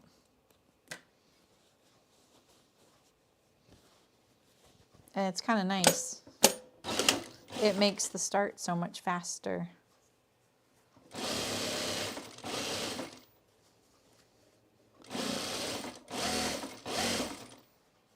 Okay. These are very easy to sew.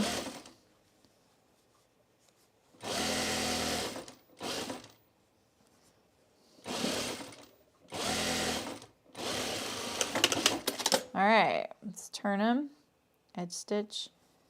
How many did I do with this part? 1, 2, 3, 4, 5, 6 here. I know, Carrie, trust me, but you know what? Tough luck. That's how much it cost you guys. Cricket brought the dog's toys when she visited, and the squeakers were still in them. We're just keeping an eye on him. He was, you know, of course she had to be the good parent. We were the bad cop. She was good cop.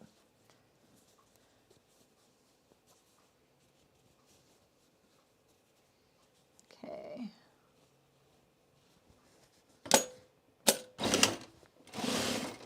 I do think putting it on the dart while there's the little opening here, while you do have to fiddle with the dart right there, I kind of do like dealing with that issue more than I did trying to close it on a curve. So if you were sewing these and you didn't do this curve, like you just did the point, it would probably be a lot easier as far as the last step finishing goes. But you would have to clip all the corners before you turned it. So that adds one step. So it's kind of 6 of one, half dozen of the other, right? Like it might be faster to close it, but you also had to clip the corners before you turned it. So it's just pick your poison, you know? I wish I would have sewn one with the corners. I should have done that. I would have liked to have seen it and felt it.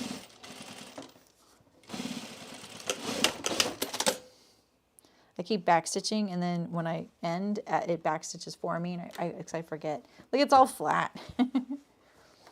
So here's our first big bowl. That's pretty big.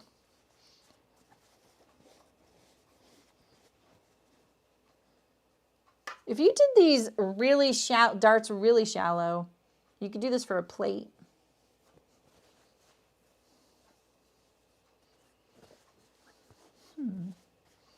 I have pretty big bowls, but I wonder if that's too big. Or I thought really hard about maybe making this dart just a tiny bit bigger right here, not the length, because that made it too narrow down here. I think I would like this a little better if I made the dart a little bigger, just here. Because that would mean it would be more like up, you know, up tall, like this.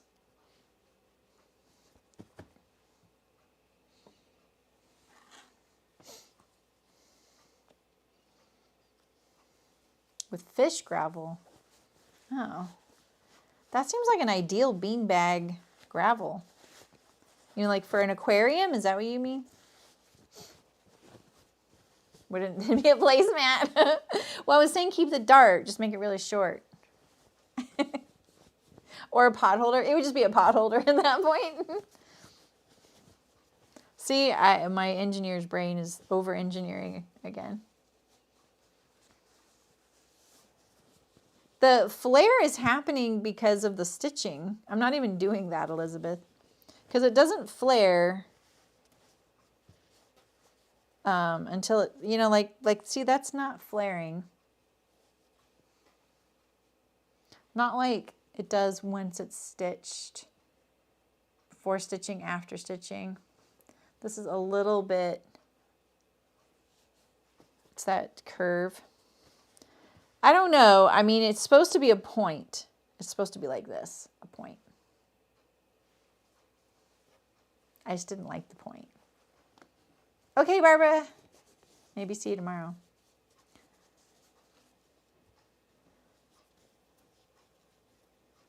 I wonder if I could try some out with a bigger dart, you know,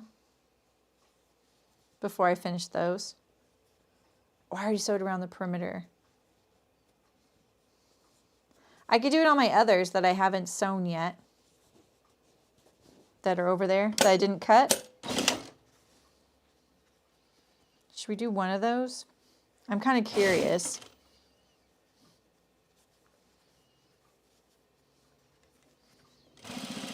I mean, you really don't, if you're giving these as gifts, you don't really know what people have. The little 10-inch bowl is probably a good starter. If anything, the bowl can sit there like this, you know. So, okay, Nancy, see you later. Oh, isn't this tree fabric cute? This is from Needle Sharp. It was in, I bought the Dawn jeans as a kit. I got a kit, a gift certificate for a Needle Sharp kit from my mom for my birthday. And I used it on the Dawn jeans from Needle Sharp subscriptions. And this is the pocket fabric that came with it. I ended up using a fabric I designed for the pockets of my Dawn jeans. And my Dawn jeans are this mustard color. But this would have been so cute. That I was pretty excited this morning when I was like, oh, I'm going to add a few more in this fabric. I think this is a cute, I think this is a good bowl warmer fabric. It's kind of cozy. I saw it, there it is. I knew it. Good morning, Derek. It's morning there. What time in the morning? I didn't think we'd get anybody from the UK today. It's 5 o'clock my time, p.m. All right, Elena. Thanks for coming. Thanks for all your enthusiasm for the 5 streams this week. I noticed. All right. 1 a.m. Okay, I was going to say, it's tomorrow.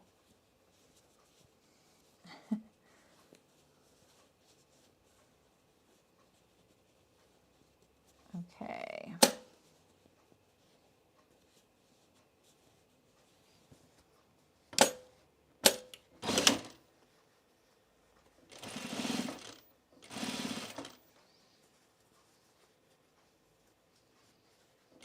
So tomorrow, speaking of which, I will be sewing pajama pants. I'm pretty sure they have pockets, and I think it's just a solid elastic waist, another free pattern that comes in kids sizes and adult sizes, and the adult sizes and kids are meant for boys, girls, male, female. It's one of those unisex patterns I warn you about. The temptresses that they are. And it's from 5 out of 4 patterns. It's free on their website. Even if you don't plan on doing it this year, might pick it up. I think a few pattern companies have free pajama pant patterns, and they'll probably be sewn very similarly to this one. If you're using a different one and you want me to kind of check it out, I can kind of take a look at it and see if there's any differences, and maybe walk you through the sewing if you need it. And then I'm going to be making 2 pairs for my daughter and her roommate from this fabric that I had no interest in, that I got in a subscription box. And there's going to be an elastic waist, and I'm going to serge it on and then fold it over and stitch it. My favorite way to do it. So not in a casing, in other words. It's called the 5 out of 4. It's 5 out of 4 patterns is the name of the website. I can put a link. Because I think Terry's not in front of the computer, so I'll do it. And Malin's asleep, our other mod. 5 out of 4 patterns. Oops. Here we go.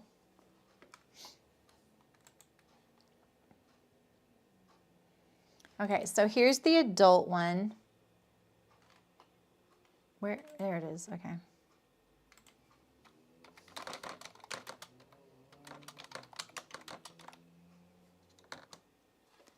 And then there's a kids one as well.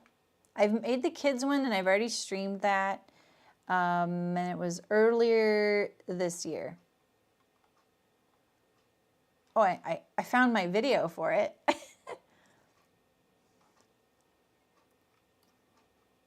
Well, shoot, I'll just look it up on their site.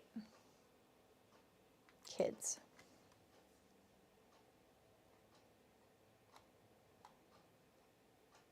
Here we go.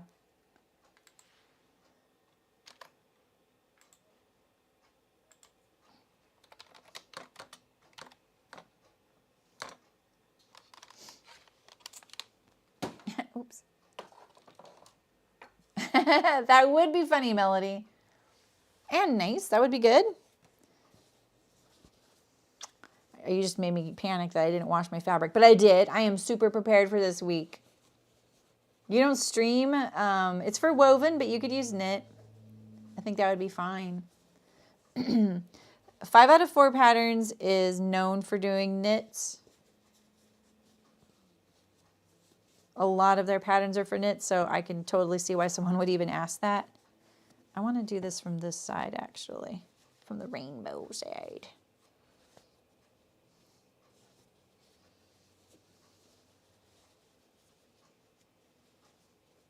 Comes in lots of sizes. Their patterns come in a lot of sizes. Oh, you know what I got? I got asked to be a affiliate for Minerva. It is the same pattern? That's awesome, Melody. That's great. I'm sewing those tomorrow. Tomorrow, though, I'll be live at 11 a.m. Pacific. So you have the pattern printed and glued. That's great. So that is, I'll be live 4 hours earlier than I was today, tomorrow. So normal stream time tomorrow. Dang, I've gone through 2 bobbins since sewing these. We're sewing. Yeah, I made the ones for my niece and nephew. They turned out great. They were great. Okay, Heidi, see you later. Thanks for coming. I know this time is different for everybody.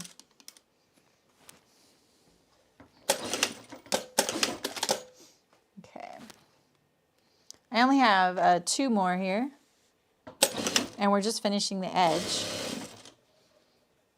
So they're almost done.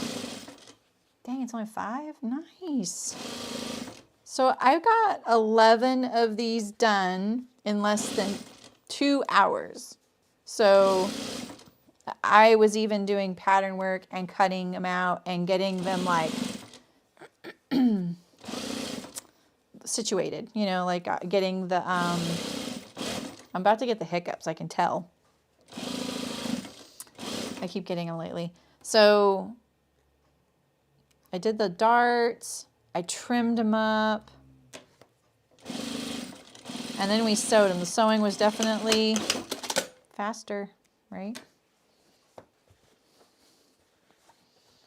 This shape is a little interesting. Oh, I was going to tell you about that bowl I did before. So I did this bowl before that, it's how I discovered Stiffener, sewable Stiffener. Oh, thanks, Ray. That's nice of you. Thank you. You know what I need to do? I need to get better about saying stuff like that during my uploaded videos. So many people are good at it. I always forget. But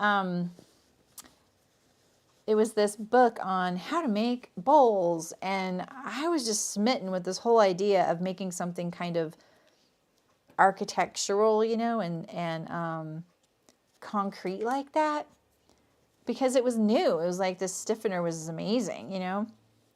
It was called Timtex at the time, and now it's, I think it's Pelon 70 is the stuff people could buy at the fabric store.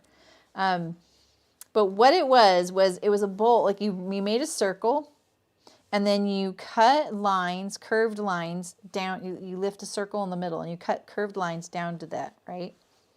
And then you fused, first you fused all your fabric. So you fused the fabric, you know, to the Stiffener on both sides. So it was like a big disc of fabric and Stiffener in the middle. Then you cut your curves to that center. You even cut a circle and put it there. And then you appliqued all of it. Okay, Carrie, see you later. You appliqued the whole thing. So you used your zigzag. It took forever, but they turned out really cool. I swear I have a few of them around here. They're kind of kicking around still. And they were just something I was just kind of like, wow, I can't believe you can do this with fabric and a sewing machine. That's where my love affair started, with using Stiffener, sewable, washable Stiffener. And, you know, the bowls are just handy for like holding things, or, you know, you could use it for popcorn, I guess, if you didn't mind it getting a little bit greasy, you know. But I thought about like, oh, you could really get a nice, they were much nicer bowl shapes than this. A lot nicer. And I think it's because there were more slits in it. So you got a more even sphere around the perimeter of the bowl. Whereas this is basically like a squared off bowl. These are a lot faster to sew than those were. Getting one of those was a very nice gift from me. They took so long to sew. And you had to use like really nice, it's nice if you use like really nice threads, you know, that have a little bit of sheen to them, like embroidery threads. So those cost something. And I was doing it in my home machine because zigzag, you know. I'm sure people were like, gee, thanks, a bowl, a fabric bowl. What am I going to put in this? It's very lightweight. Last one.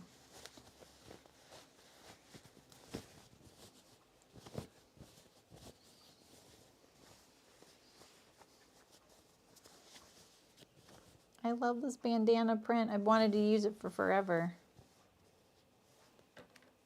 Some of my little back stitches from, no, they weren't even back stitches, just the little tails showing there. Oh, this one, it was a back stitch because I forgot to do it. That's right. You know.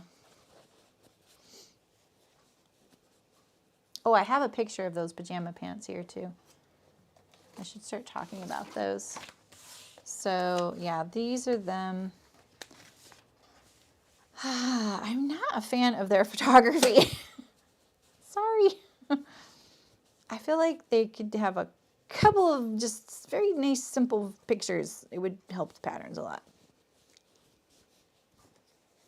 It's free though. Why am I complaining?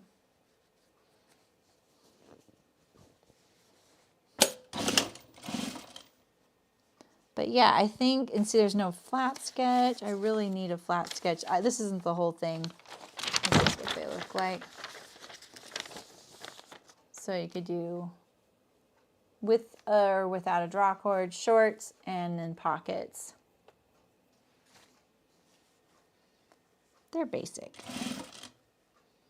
I'm going to be using a rayon challis kind of fabric. Not a typical pajama pant fabric like flannel. It'll be something much drapier.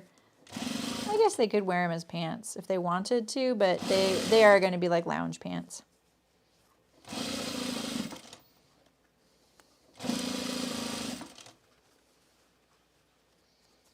Okay.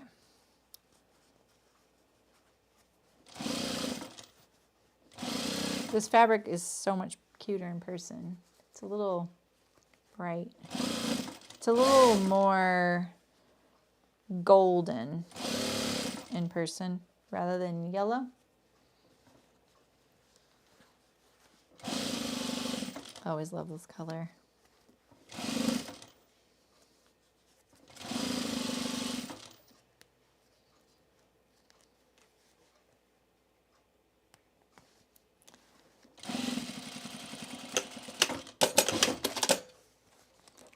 Back stitching. All right. These turned out cute. You know.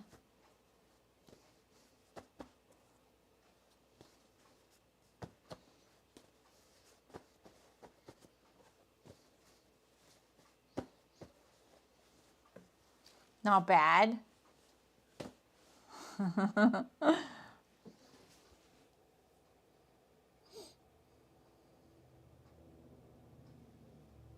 Oh, that's awesome. He's 5'11". I think my husband's 5'10". That's not terribly tall. It's pretty average. It might say what it's drafted for. Not sure. Probably does. There's so much information in these. I don't think I'll be doing drawstring. I did do that recently on the Zen pants, so there's that. People want it. The sizing for this is from a 23-inch waist up to a 29-inch waist. No, I'm sorry, that's hips. 23-inch waist to a 64-inch waist, and a 29-inch hip up to a 65-inch hip. Thanks, Aisha. See you later. Thanks for coming. And then that's about all I probably need to tell you guys. Is there an inseam? These are with top of side seam Tim, so the out seam. I don't really know out seams. All right, so then, like I said before, there is going to be now formalized pattern instructions for the oven mitt. It's a free pattern. It'll be on my website today or tomorrow. If you've already gotten it, you'll get an update automatically emailed to you, so make sure you check your email if you want it. And then the neck warmer pattern is also done, and so that'll be available as well. It's free. They're both free. They'll be on my website, and then it's a printable pattern piece. Professional. Those will be on my website. This is Thursday. We're doing the pajama bottoms tomorrow. That's Wednesday. Ooh, I am going to be so thrown off this week. Yeah, I agree, Melody. I don't think it's the best picture. I mean, look at that. She's standing on him. But yeah, Friday, I'll be doing the hillside tote. This is not a free pattern. It's by Noodlehead. I've made this before on stream as well, but my mom wants another one, so I'm making one. It's a really fun bag to sew. I'm going to cut it out first. And then Saturday, this is another free pattern, the Sam Apron by Helen's Closet. I'm going to be doing the crossback style. And with all the bells and whistles with the pockets and stuff. All right, Delwyn, thanks. Oh, no, Terry. Well, thanks for coming back. I'm almost done. You can take the rest of the day off. All right, so yeah, this is Thursday. And then the pajama bottoms are tomorrow. So many things. Keeping track of a lot. I'm keeping track of so many things. Can't wait till all these bins are available. So, oh, I forgot I have these little... She has printable labels in the hillside tote. They're kind of handy because it tells you how many you need of each thing. And there's a little checkbox. Pretty nice. Cool. Yay for bowls. I guess you could just make these, and these kids would love these. You can make a little stacking set of bowls for them. Look how much that's different. 10 inch to 12 inch. 1 inch makes a big difference. Yeah, Karen, that's from Helen's Closet, and it's also free. The Sam Apron. It just came out. Yeah, the tote's awesome, Terry. I'm making the smaller one because she likes that size, but they're identical. And she has hardware on her site. I bought it last year, and I'm so glad I did because it's like, oh, I have this already. And it's so nice. But I guess you could just make it so that the strap doesn't come off the handle. You don't need that special hardware, but it is cool, you know. It makes it so professional. It's a big difference. They were like 12 or 14 inches. That would be even bigger. It'd be out, like out to here. That'd be a lot. So I'm going to sew one more. If you need to take off, go ahead. I'm going to go get one of these, and I'm going to sew one more because I want to try it with this other idea in mind for the sizing. Come here. Here we go. I'm going to try this with the dart being wider, but not deeper.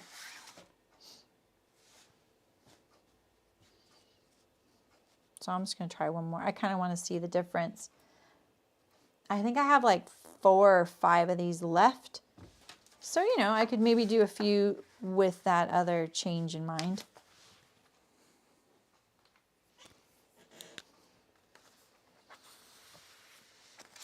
Okay. This pattern's already so chewed up from someone being naughty. Okay, so I'm just going to draw my dart on here, and then I'm going to make it bigger.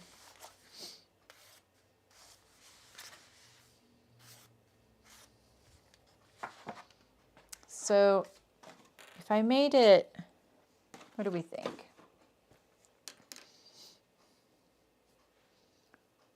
If I wanted it like more, oh, I shouldn't have drawn on that. I could have done I can still do points. The size of the dart in the 12 inch, 1 inch on either side of the line right there. And then 3.5 inches down is the point. But then I brought it in 1/4 inch along those lines for seam allowance. So really, if you just want to know what this cutout is, it should be 3/4 inch on either side. So 1.5 inches wide here at the base and 2.5 inches deep. And that's what you cut out.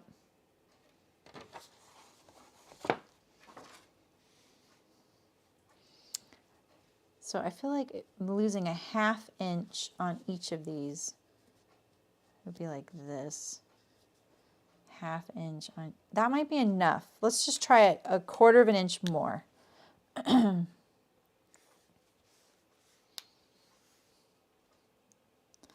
Just wing it.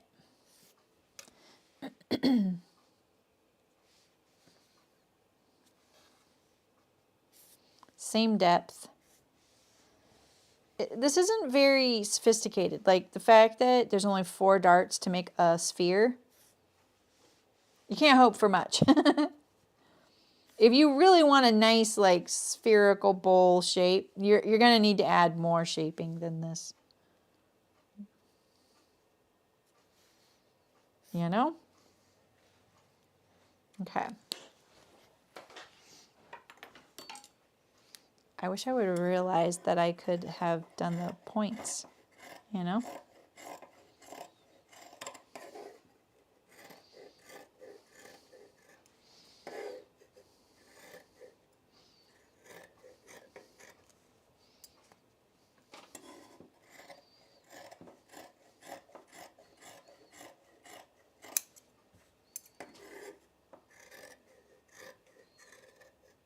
Okay.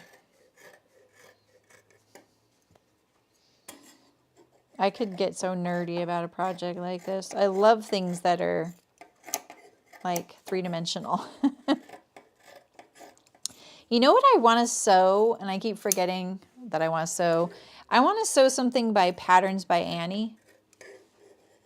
I feel like we've talked about this. In fact, I feel like Terry's even mentioned it. I want to sew something of hers or a few things because this is the kind of stuff she does. She does very, not this, but like zippered bags that are 3-dimensional. Sign me up. And she has like, I think her patterns, I have a feeling, are very well supported. Like there's videos and instructions and all that. Like, you know, you don't need me. I want to do it though.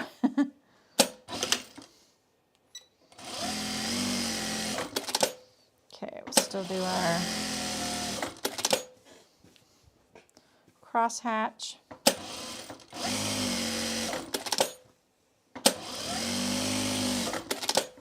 Oops, I got a little tuck there. Nothing we can't fudge. All right, let's do our, this will look a little more petal-like, being a steeper start.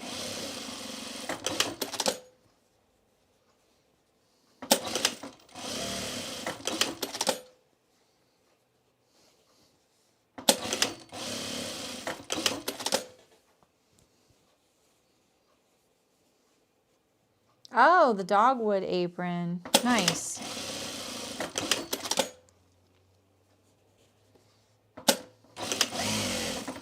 Oh yeah, that's the half apron. That one's very cute. I almost got that on the sale. I have to really separate out what I want to sew and what I want to own. Because I want to sew that, but I don't wear aprons. So I don't really need to own it and do it, you know? I would love to sew it. But, yeah. There's a lot of things like that. I would love to sew it, but then I just want to give it away. I can't really afford to do that. I would like to. Maybe someday, though. All right, so let's... This does feel, already, I can feel the difference. You know, like this top is a little steeper. It's smaller around. Not harder, just I just sewed so many of those that it feels different.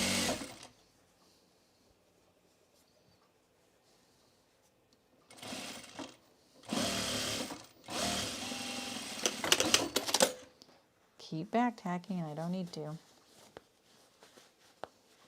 little harder to turn it right side out, and this, see, this is when my threads get stretched there because I'm like, hurry up, when I shouldn't be.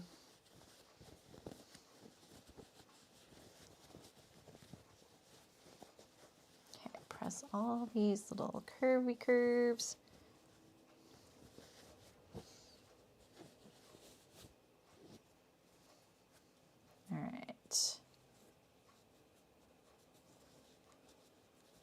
See, when it stretches like that right there, sometimes what I do is I'll push it down with my awl, pull it in there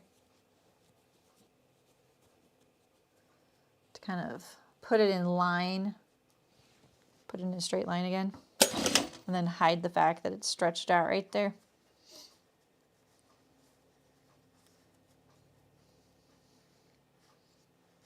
Okay.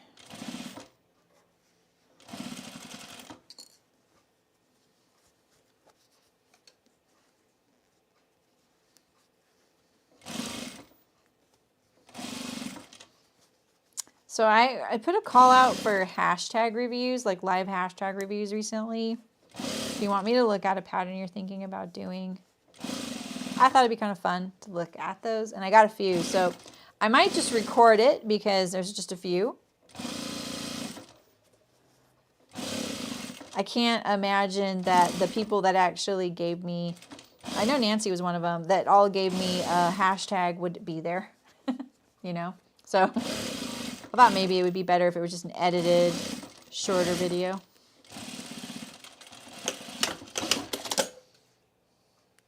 All right. Okay, so here's what we had before.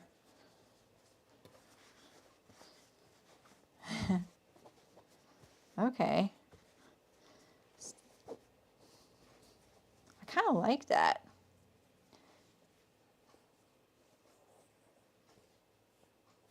So,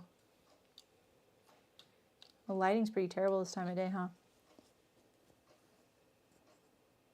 So same size bowl, but this one's deeper. It has more room in here along the sides.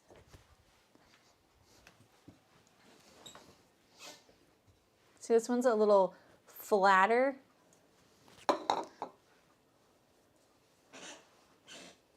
They don't look much different, do they? But they are.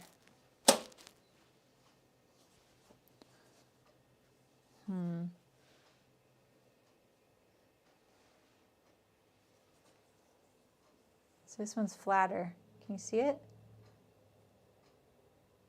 They both have that little whoop-de-doo of a curve. Yeah, it's more like a hat.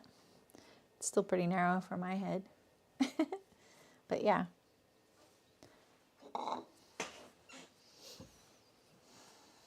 I don't know why. It's the flare that's bugging me.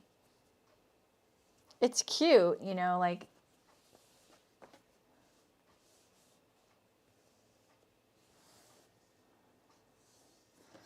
So you could do it even more.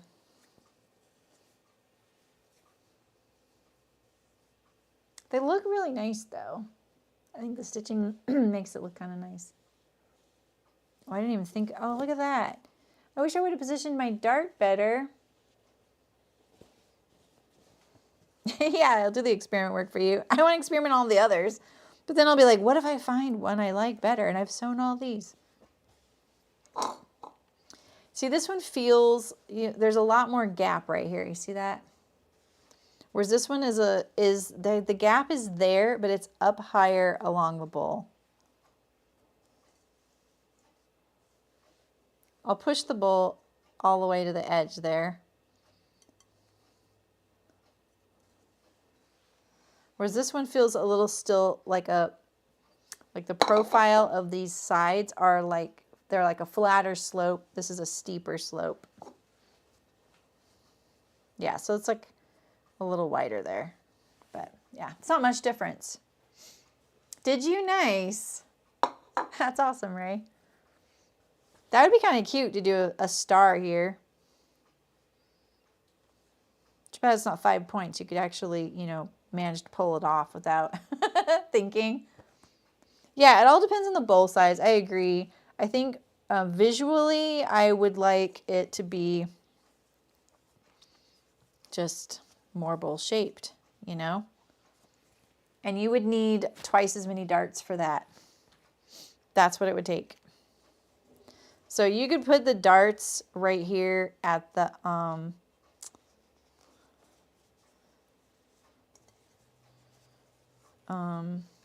corners They would be the corners if I hadn't chopped them off. Right? See, look how much more snug that is.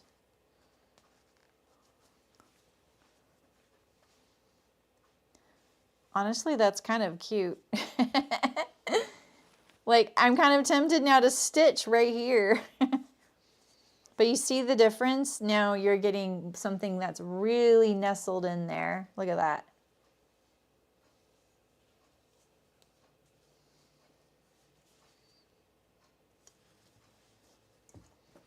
And it's just, this feels unsafe to me. I will say it out loud. This feels unsafe to me.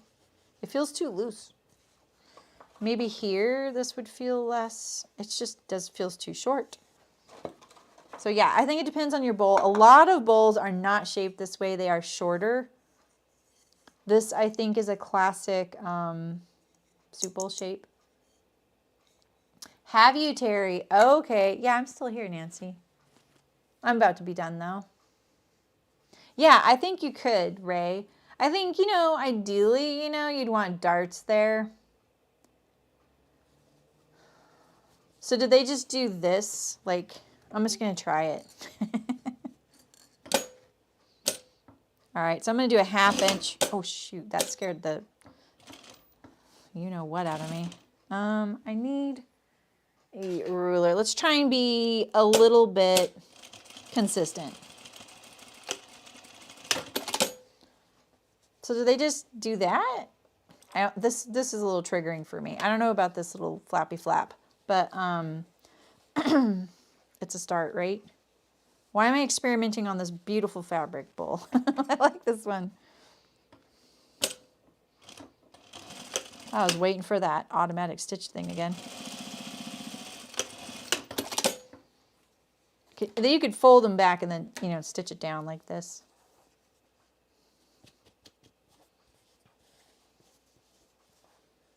Yeah, it definitely makes me feel like I have more to grab having this. Just use the 10-inch square. I don't like the height though, Denise. The height is, it feels a little shallow. And these aren't for me, so people may not have bowls like me.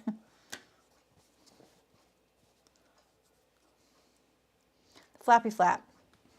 You just tack down. Oh yeah, right, Karen, the snapping shut thing, but you wouldn't want to put snaps in the microwave.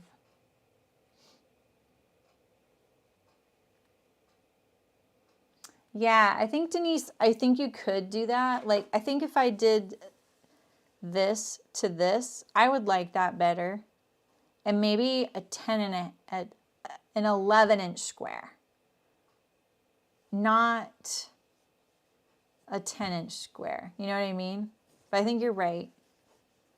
I think if I were to really sit here and pick this apart, because see, look at, this doesn't go up to the sides of my bowl. So it feels like, I mean, maybe I don't know, use these. Maybe that would be good. But I would like this. Look at how perfect the flowers are.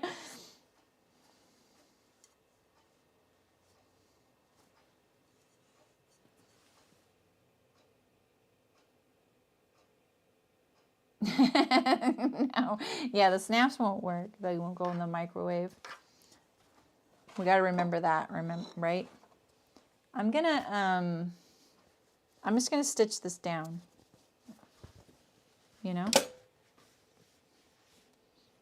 This would be easier to do as dart form than like we did on these, than doing it this way. As far as thickness goes. That's why I'm saying that. Just so you know. Because this right here, going through all that on my machine, even my machine, I'm kind of like, It does it though. It's not hesitating. But getting it to start. It would also be easier to start from the point and go out. Let's do that on this. Oh, I didn't sew this dart. Wow.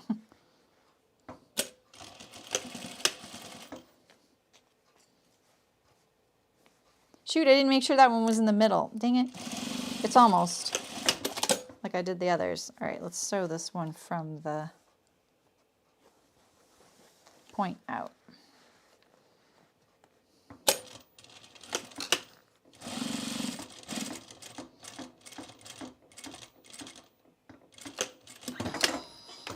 Okay, yeah, that was not good. Yeah. Woo. That was, I felt weird. Ooh. Oh, that scared me.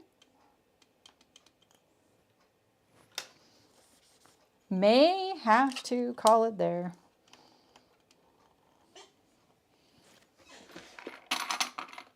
I can't resist. You're right. Or is it Terry that can't? You're trying to get... The best bowl cozy and the simplest bowl cozy. Yeah. What happened? It's just too thick, and so the needle probably bent a little bit. I'm trying to get my screwdriver out. That's super rare for that to happen. So I just turned my machine off.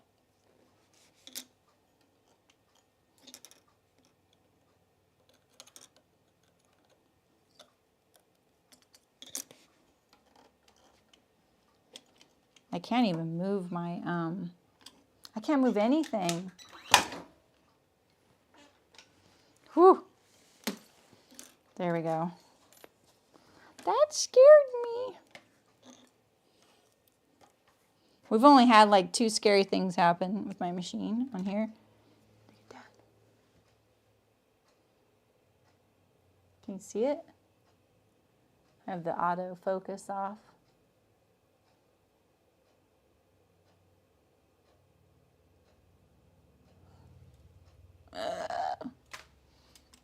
It was just too thick.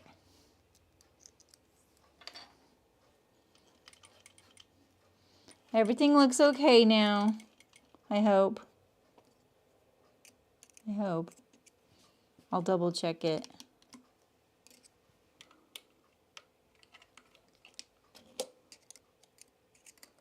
I'm looking at this, whatever that is. That looks weird.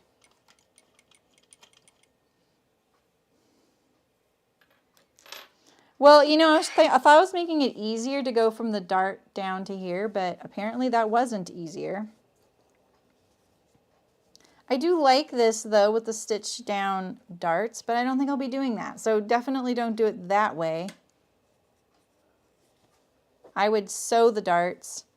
They would look nicer, too. This has too much variability for error, and you don't know what it might look like on the other side. Yeah, I know, right? Here's the bobbin, and the case looks fine. I'm more worried about, I don't care about this. I care about what's under here. But I'm going to check it off camera so that I'm calm. And if I don't stream tomorrow, you'll know why. I chipped my nail, too. What? So someone said something about gloves. Oh, the gloves. Yeah, I started thinking about those recently, and I was like, no, I'm not sewing gloves. All right, well, I think we did pretty good with the number of bowl cozies I got done, right? Look at that. These are pretty cute. I like this size a lot. If you wanted to sew double the number of darts, then you can get this kind of more bowl shape. I would just add the exact same dart to that little spot right here between. I would make sure, wouldn't do it with the point there. Oh, you're making the laundry basket? Nice, that's awesome. Oh, I'm so glad. My daughter loves hers. She has 2 of them. And when she was here recently, she kept eyeing the one I made that is in the fabric I designed. And I was like, I want that one. Oh, and she loves this fish one that I made out of this weird upholstery fabric. She loves that one too. But I like it too. So I want it. I'm not making, oven gloves? No. I'm making an oven mitt on Thursday. There you go, Terry. I'll make an oven mitt. That's a glove, right? Don't admit that I thought about them. Well, I just thought about you two talking about the gloves all the time, and I was like, is there even a glove pattern out there? You know? So, yeah, look at them all. It's like we went bull crazy. Yay. Oh, really, Terry? That's awesome. I'm glad they like them. That's the best, right? When your kids like something. Oh, that reminds me. I got to order some fabric for something. Hope I have time. All right, I'm going to head out. Wish me luck on the machine. Hopefully everything's okay. That seemed pretty innocent for that to happen, but you know, that's when it always happens, right? All right, so tomorrow, 11 a.m. Pacific, so I'll be here like soon. And we're going to be doing pajama pants. So we'll see you then. All right. Cricket knows how to sew, Nancy. Yeah, she grew up sitting on my pattern table and cutting things out with big scissors. Like, I never gave her kitty scissors even. She also learned how to demand things for me to sew. So, and she actually has a machine, but it's here. It's not here, but it's at the house. So good. I'm glad, Melody. Thanks for coming. All right, guys, I'll see you guys tomorrow. Sleep well. Thanks for coming to the late stream. I'm glad that this time worked for some of you. So I'll talk to you soon. Wish me luck. Bye.